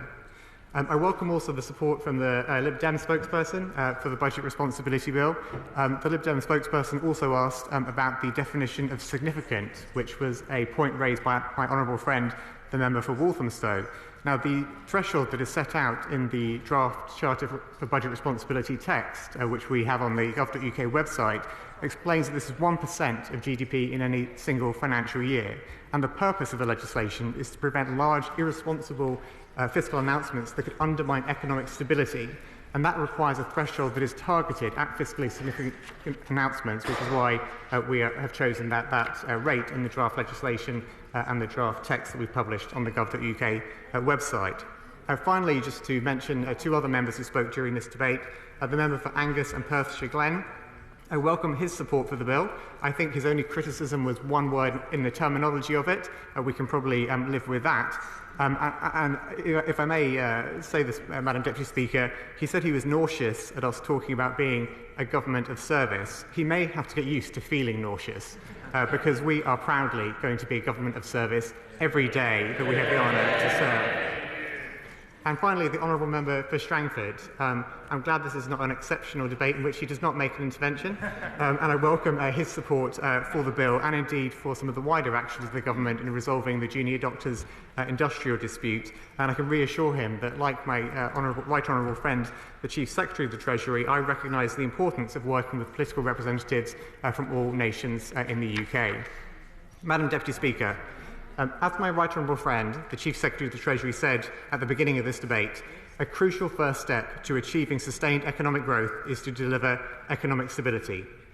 This bill will help to provide that stability, and it will make sure that fiscal responsibility is not only embedded in our approach to government, but that it is locked in to the way government works from this point on.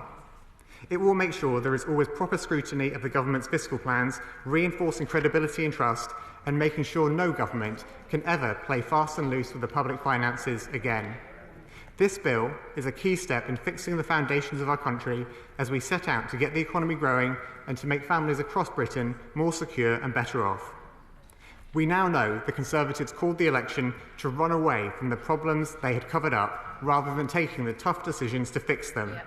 But the truth is, whilst they may have run away from the problems they created, they cannot run away from their record in office. People in Britain will not forget the last government's recklessness in 2022, which showed just how much damage unfunded spending commitments can cause. Unlike the Conservatives, budget responsibility will never be optional under Labour. We have brought fiscal responsibility back into the heart of government, and we will hardwire it into law through our fiscal lock. That is what this bill will achieve. This bill will draw a line under the economic recklessness of recent years and will make clear it must never be allowed to happen again. Budget responsibility underpins our national mission to make people across Britain more secure and better off, and for that reason and others, I commend this bill to the House. The question is that the bill be now read a second time. As many as of that opinion say aye. Aye. Of the contrary, no. I think the ayes have it. The ayes have it. Programme motion. To be moved formally? Aye.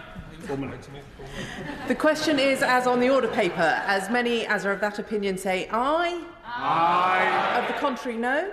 I think the ayes have it. The ayes have it. Money resolution to be moved formally. The question is as on the order paper. As many as are of that opinion say aye. Aye. Of the contrary, no. I think the ayes have it. The ayes have it.